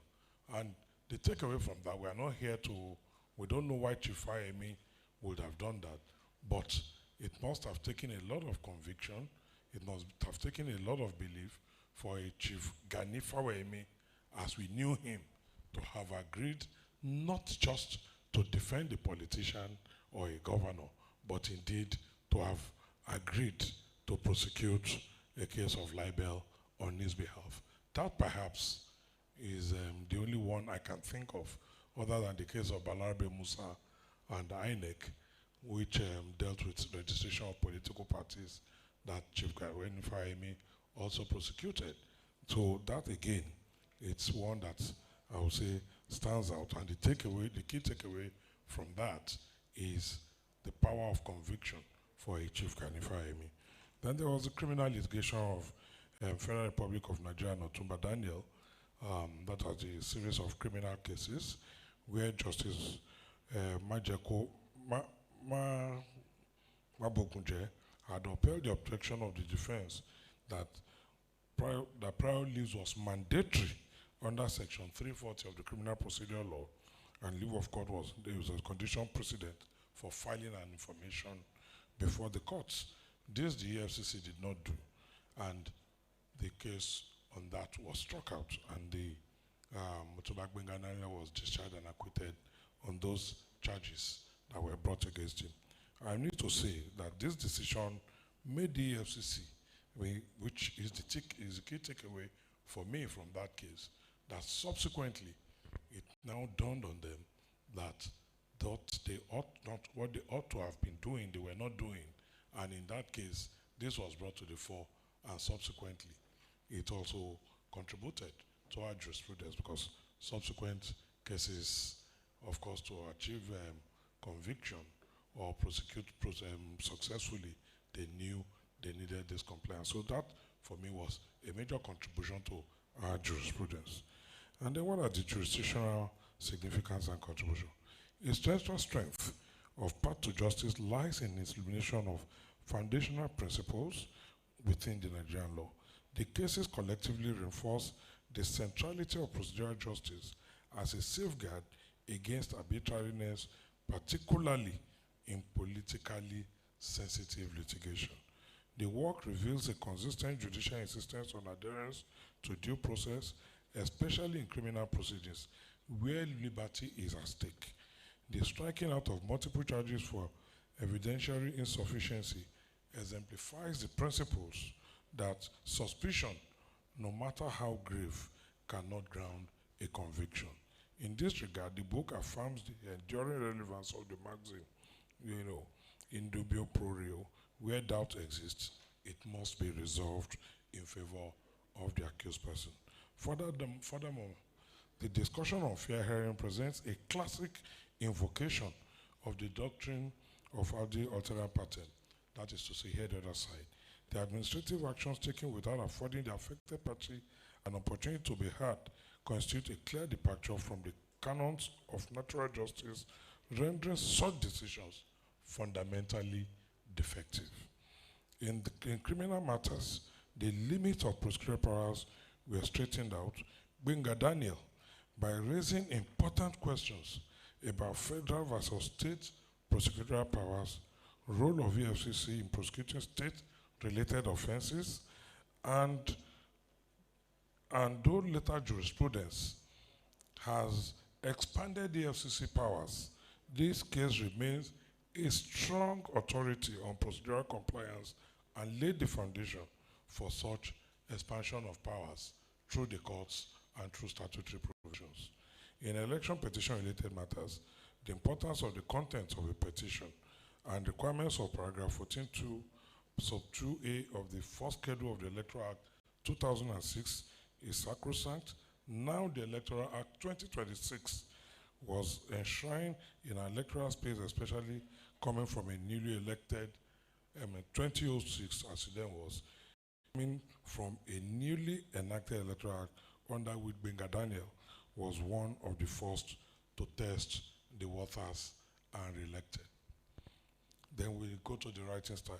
The author's background as a one-time journalist comes through clearly. He writes like a reporter, giving account and facts of some scenarios. No drama, no emotional manipulation, just facts, documents, and court judgments, laid out plainly. It reads like a reporter's notebook, not a novelist's imagination. You read this book to understand the position of the law and be properly guided, not to be thrilled. Even though GD's doggedness will thrill you, it's genuinely good for learning the law. For both lawyers, students of law, and to a large extent, politicians. Incidentally, I think I'm not one. I'm only a professional in politics. I'm sure many don't. Honorable Minister, am I a politician? It's an education on how Nigerian courts actually work, not entertainment. The author, DJN saying, captures how procedural safeguards, particularly no case submission, serve as powerful tools in criminal litigation. The successful invocation of these safeguards demonstrate that where the foundations of a charge is defective, the entire structure must collapse. Consistent with the principle that one cannot build something on nothing. His narrative skills, subsumed in suspense, keeps you glued to the book, wanting to know the next outcome. The work also highlights the role of appellate intervention as a mechanism of jurisprudential correction, ensuring that errors at trial level do not crystallize into binding precedents. I do not exaggerate when I say the author writes beautifully.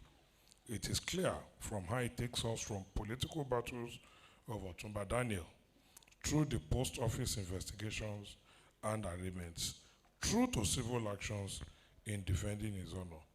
This is not unexpected. Having trained under the best collection of accomplished journalists assembled by the great Chief M.K. Abiola. Time, sir. Should I put that as part of my review? You know, contributions to legal practice and scholarship. Beyond its immediate narrative value, Path to Justice makes a significant contribution to both legal practice and scholarship. It provides practitioners with a practical guide to navigating complex litigation, particularly in politically exposed cases. For scholars, the book enriches the corpus of Nigerian jurisprudence by documenting real-life applications of legal principles across multiple domains. It also contributes to the institutional memory of Nigerian legal practice, preserving insights that might otherwise remain fragmented across law reports. What are the strengths of this book? The book's principal strength lies in its ability to seamlessly integrate legal doctrine and practical experience. It offers a rare glimpse into the interplay between advocacy and adjudication, thereby illustrating the dialectical relationship between the bar and the bench. Additionally, the breadth of legal issues covered, from electoral disputes to criminal trials to defamation suits, provide a holistic view of the challenges inherent in our legal system. Another strength is the fact that the full court judgments are included in the book. It is accurate, based on actual court records, and covers cases over many years. Ordinarily, it would have been a book praising only the wins of OGD. However, the book has a balanced narrative showing the wins and losses. Finally, it offers the general public an educational piece which teaches how the law works. The book, despite all of this, also has its limitations. Notwithstanding its strengths, the work will benefit from a more explicit engagement and deeper comparative analysis with other jurisdictions. Such additions would further enhance its scholarly depth and international relevance. Again, the analysis is devoid of the journey's and his personal opinions. I am sure we would have benefited from his own opinion. Broader jurisdictional impact, ultimately, Path to Justice stands as a documentary testament to the resilience of the rule of law. It demonstrates why legal processes may be tested by political and institutional pressures. The courts remain a vital forum for the vindication of rights. The book reinforces the enduring principle of ius jus ibi remedium, that where there is a wrong, there must be a remedy. And this underscores the judiciary's role as the ultimate guardian of constitutional order. In concluding, sir, Path to Justice is a significant addition to the canon of Nigerian legal literature. It succeeds not only in documenting a series of complex legal battles, but also in illuminating the broader jurisprudential principles that underpin them. The work affirms that the rule of law is not self-executing. It must be actively sustained through diligent advocacy and principled adjudication. In this regard, the book stands both as a historical record and a forward-looking contribution to the continued development of Nigerian jurisprudence. I recommend this book to all to read. Thank you very much for the privilege and honor. God bless you, sir.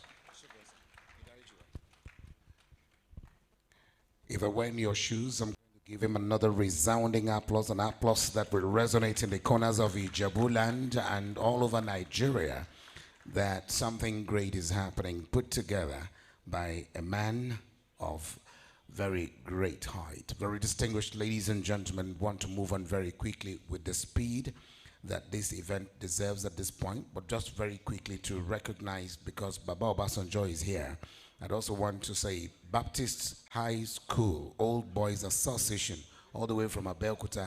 The great, where are you guys? Please, just, yes, please put your hands together for them. Thank you very much. Distinguished Senator Neda Imaswen, we appreciate your presence, and we also recognize the presence of our brother and friend, the CEO of HIP TV, Ayo Animashaun. Please put your hands together for him. He's here with us at this auspicious occasion. Your Excellency, the #1 citizen of Nigeria, ably represented by the Honorable Minister of Finance, would like to invite you and to appreciate you for sitting with us up until this minute. The chief host of this event will lead you as we go for the unveiling of the books. Because we don't want to cluster around this area, we'll invite the author of these books, the chief convener, Your Excellency, sir, and your wife, to invite His Excellency the President and, of course, former President Goodluck Jonathan, who chairs this occasion, and, of course, our father of the day, His Excellency Chief Olusegun Aremu Okikiola Matthew Obasanjo GCFR. So please join us with then the Oni of the Source. We're going to come for the unveiling. Please come up with us, sir. Your Excellency, sir, please. His Royal Majesty Cletus, High Chief Cletus Ilomoanya, please. The representative of the Sultan of Sokoto, representative of Kesinteng Debutu, President of the Senate, and of course the representative of Senator Abdulaziz Yari, and the President of the former Minister of State Foreign Affairs, Senator Tijani Yahaya Kaura. Please join us. Chief Sonny Kukusa, please join us, sir. The rest of us can hold on. We will have very limited space. Very limited space around here.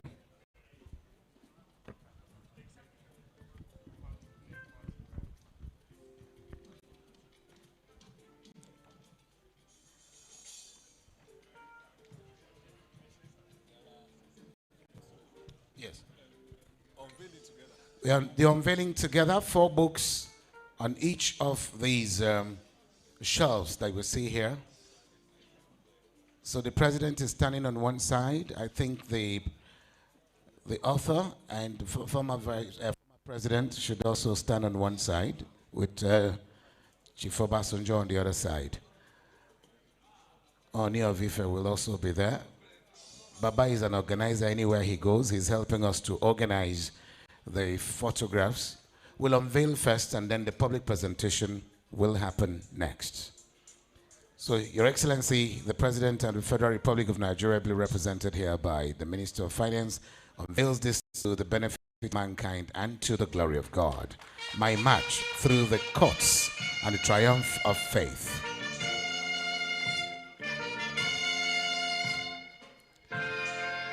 He unveils the second one, ladies and gentlemen, Benga Daniels, Path to Justice. We'll move over to the other side, Your Excellencies, for the second part of the unveiling. There are 4 books. We've unveiled 2 already. We're going to have you unveil the other 2. Please, ushers, be on hand to be able to bring the books for them to display to the entire audience here today as part of the public presentation of the books.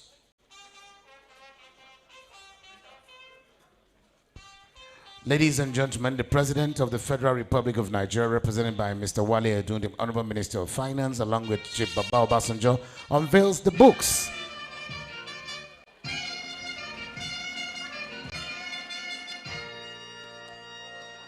Otumba Benga Daniel in the Eyes of Time and Daniel in the Lion's Den. Please, a round of applause for them. Your Excellencies will line up on this side, right in front of the screen, where copies of these books will be presented to you. 2 copies per person very quickly. We'll line up this way, sir. Your Excellency, Dr. Goodluck Jonathan, we'll all line up this one somewhere further up here, sir. 2 copies per person. Give him 2 copies. Yes, sir. Thank you, sir. And the other 2 copies to each of them, so they can then line up this way for the public presentation of the books. Your Excellencies, the trumpeter, just hold on to it. Yes, sir. Please, let's stand this way.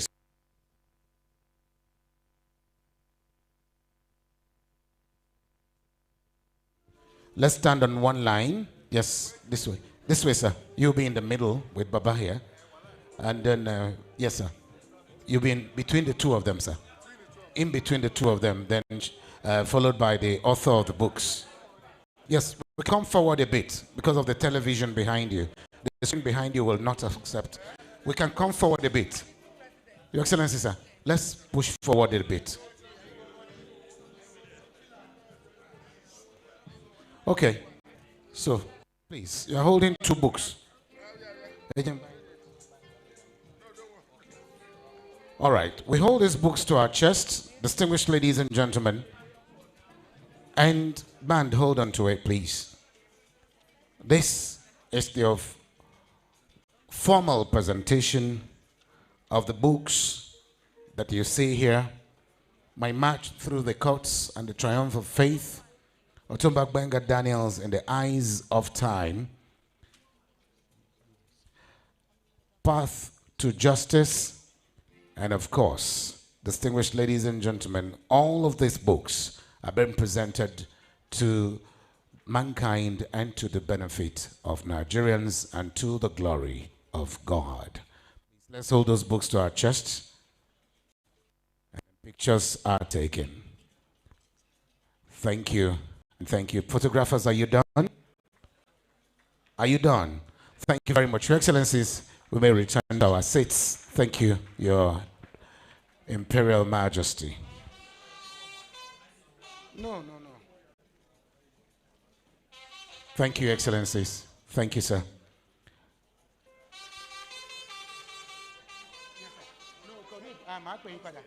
Yes, sir.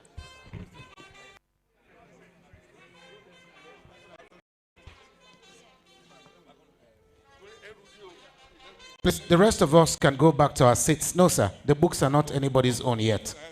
No, return the books yet. They are not your books yet until you pay for them. So please, anyway, I know that Chief Kuku will deliver very shortly. But please, as the distinguished guests return to their seats, permit me to have the very great privilege of inviting Nigeria's President Bola Ahmed Tinubu, GCFR, ably represented at this occasion by none other than the Honorable Minister of Finance and Coordinating Minister of the Nigerian Economy. Distinguished ladies and gentlemen, please welcome with me the President speaking through Mr. Wale Edu, the Honorable Minister of Finance. Your Excellency, sir. Thank you, Gabriel, and very good afternoon. His Excellency, the former President, Federal Republic of Nigeria, Chief Olusegun Obasanjo, GCFR, former President Dr. Goodluck Ebele Jonathan, GCFR, the Chief Launcher, the Special Guest of Honor, Senate President, distinguished senators, members of the National Assembly, members of the Federal Executive Council here present, all protocols duly observed, my friend, my brother, the author, the host for today, Otumba Justice Olugbenga Daniel, and his dear wife, Yeye Olufunke Daniel. Congratulations, congratulations, congratulations on this very important occasion. Of course, we congratulate you on the longevity so far, and we wish you many more years. Let me quickly thank the former President Jonathan for his continued contribution as a good citizen, engaging with the democracy we have, and giving us thought leadership and ideas that can strengthen it and improve it. He gave many words of wisdom and ideas and thoughts for the National Assembly in particular and Nigerians in general to consider. Before I quickly give the tribute and the comments and remarks of His Excellency President Bola Ahmed Tinubu, GCFR, I would just like to quickly mention that Otumba Gbenga Daniel is not a man who does things by half. Most people launch one book, he launches 4 on one day. Way back, and let me give you the link between myself, Otumba Gbenga Daniel, and His Excellency, the President of the Federal Republic of Nigeria. You go back to 1999, elections had just been won, and Mr. President was the governor-elect of Lagos State. So most people tried to, in the interim period as governor-elect, support him with ideas, with papers, and some logistics here and there. Otumba Gbenga Daniel supported the then governor-elect of Lagos by donating and dedicating to him and giving him the use of a sparkling new, just built, 10-story edifice, Crystal Laurel Towers at Maryland. And that was where the thought leadership, that was where the work group did all the planning for the blueprint for governing of Lagos, which is still reverberating to today. That's the manner in which Otumba Gbenga Daniel, when he does something, he does not do it by half. Without much further ado, let me give you the words of His Excellency President Bola Ahmed Tinubu, GCFR, President Commander-in-Chief of the Federal Republic of Nigeria. Today, I celebrate Senator Gbenga Daniel, a renowned engineer, successful entrepreneur, prominent politician, and longtime ally and friend, on his milestone 70th birthday on April 6, 2026. I salute Otumba Daniel for his professional exploits, governance strides, and political achievements. He accomplished the feats by dint of hard work, tenacity, wisdom, and courage. Otumba has carved a niche for himself over the years. He has come into national reckoning for his rich professional service and contributions to Nigeria. He was born into a strict Christian family with his father, a notable missionary of the Church of the Lord. Otumba was gifted a sound ethical education which adequately prepared him for the impactful life he has lived thus far. After educational pursuits and professional training, he did found Crystal Laurel. The enviable heights the company has attained at present should not be surprising given Otumba's business acumen. OGD, as we fondly call him, was to replicate the success he recorded in the private sector in politics and governance. His election as governor of Ogun State in 2023 was the icing on the cake, imbued with innovative ideas and the need to leave a lasting legacy. The Gbenga Daniel administration focused on industrialization, public-private partnerships, education, and in particular, infrastructure development. Part of his legacy as governor included the initiation of the first agro-allied airport in the state and the establishment of the Tai Solarin University. Otumba continued his contributions to the state by being elected in 2023 as senator representing Ogun East. As a mark of the close relationship I have built in the build-up to my election and inauguration as the governor of Lagos State in 1999, OGD worked closely with me and others to ensure my election victory, a successful inauguration, and a seamless transition. I recall that he also mobilized the Heritage Group, comprising Yoruba professionals, to support my election. You have it so I can abbreviate. As Otumba clocks 70, I thank him on behalf of our teaming APC members and the entire nation for his service to Ogun State and Nigeria, and his commitment to the socio-political and economic development of Nigeria. I wish him many more years, good health, and continued meaningful contributions to our country. I pray that his impact will continue to grow and endure.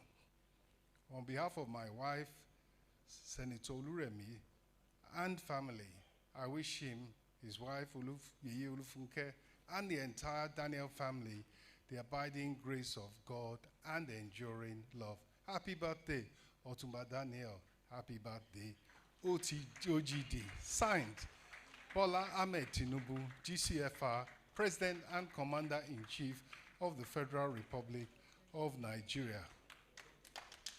The words of His Excellency, Mr. President, may I know after the President speaks, protocol doesn't allow, but may I just say this, the reviewers of the book, they couldn't have done a better job of ensuring that this is going to be a bestseller, a hot cake, a must-read. By the time except for His Excellency, Dr. Goodlove Jonathan, I think he escaped somehow, but for the others, they are going to want to know what was said about them. On that note, I thank you all for listening. God bless.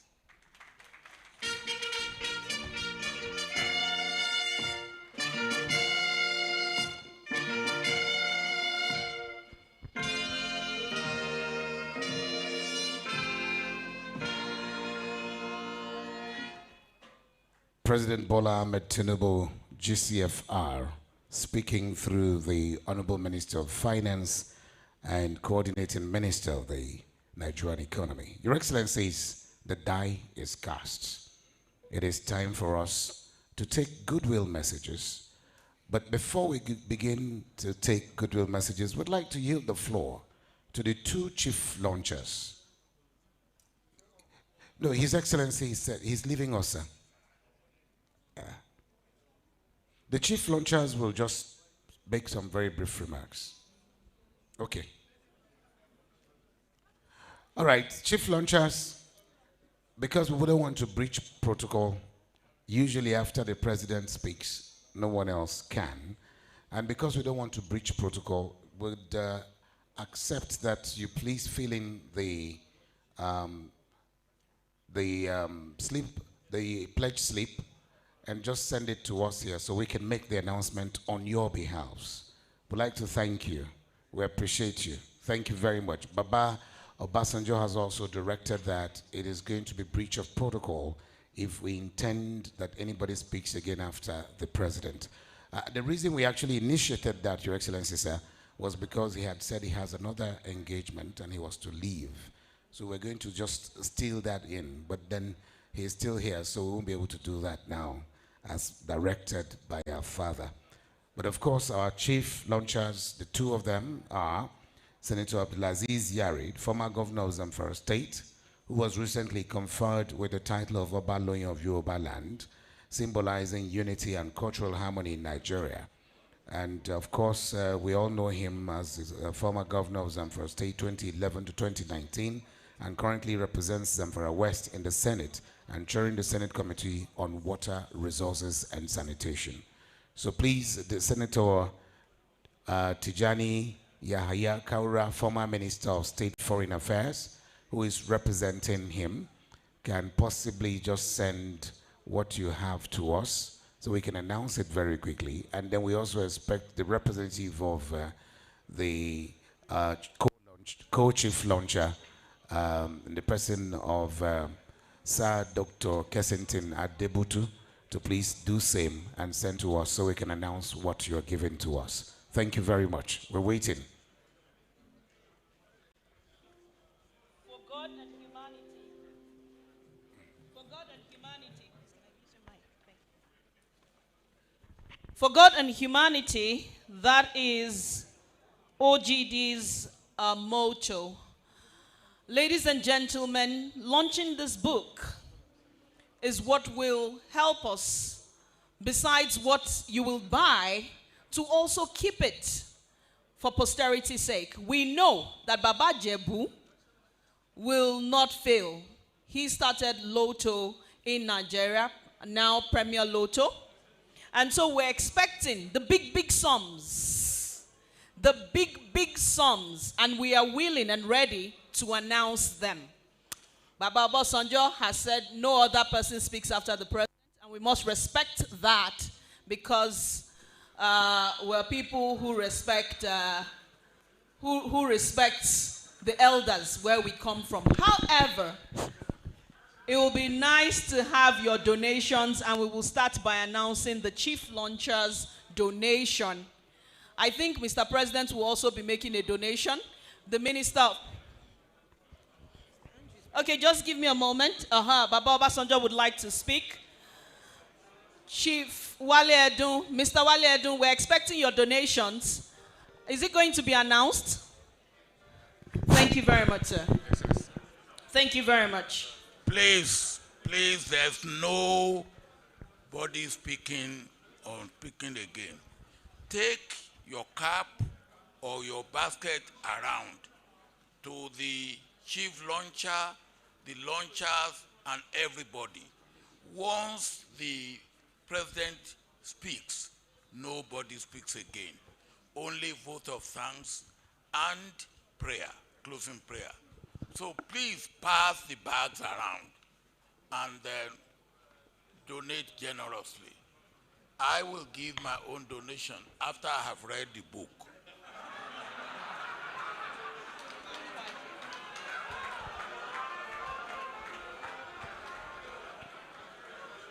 Agba onitan lórílẹ̀ sà. Oh yeah. Take it round. Chief Launcher. Your Excellency, with your kind permission, please can we have one house?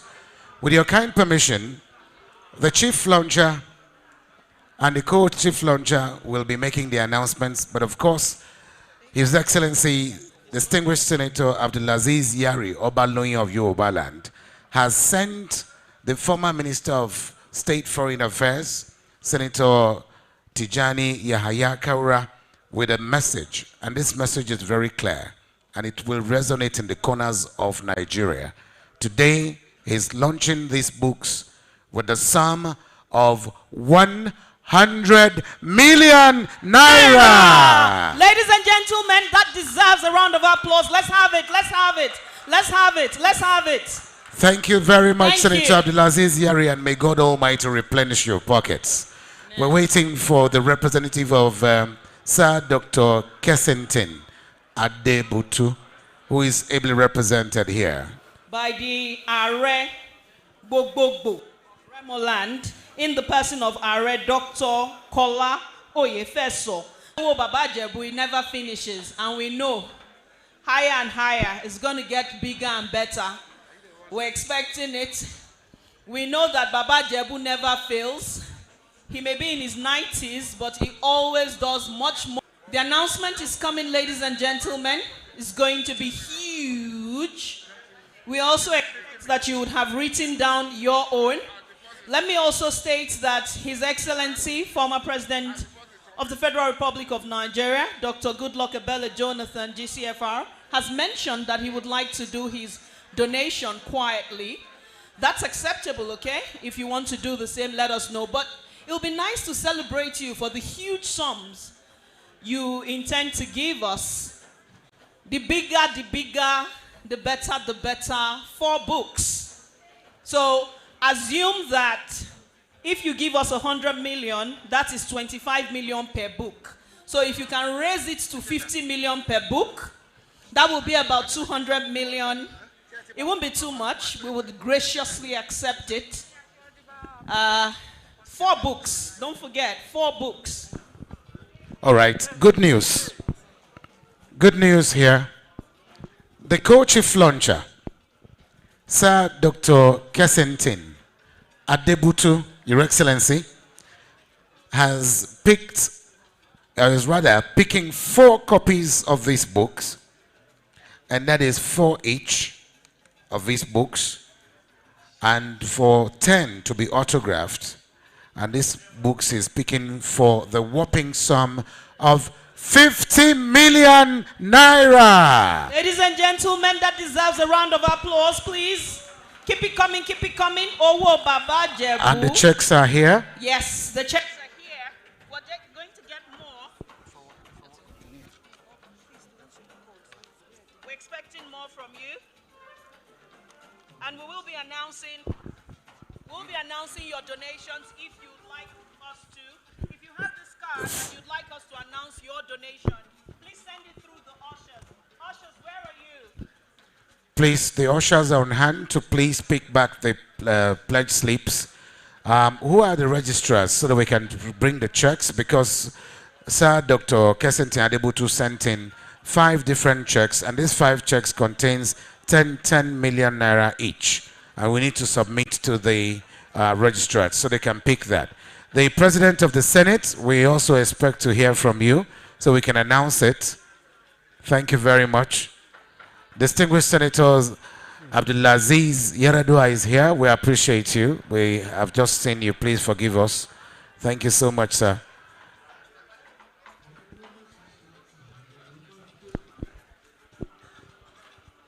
The rep of the President of the Senate, you may wish to give us what you are giving so we can announce it for you, Your Excellency.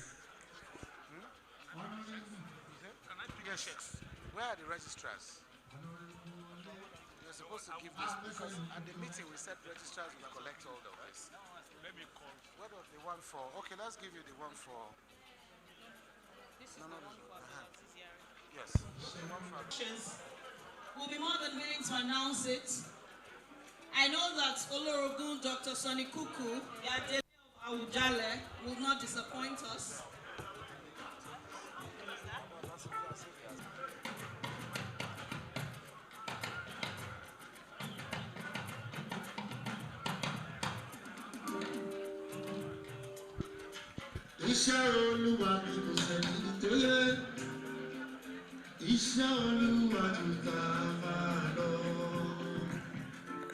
Band. Please, if you have filled your pledge slips. We trust you. We're looking forward to your launch.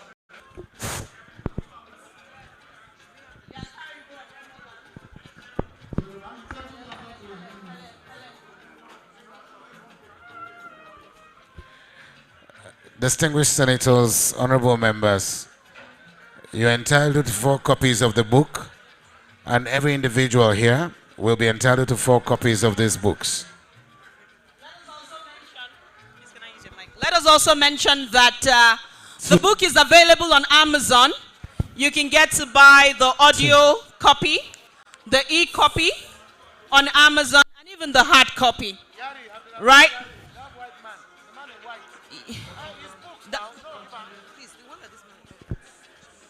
Navy band, hold on. Navy band, hold on. Ushers, where are you? Please hand them where are the pledge slips. Please hand it over to For the those of members you of the high table. For those of you that would want us to announce what you are given, please indicate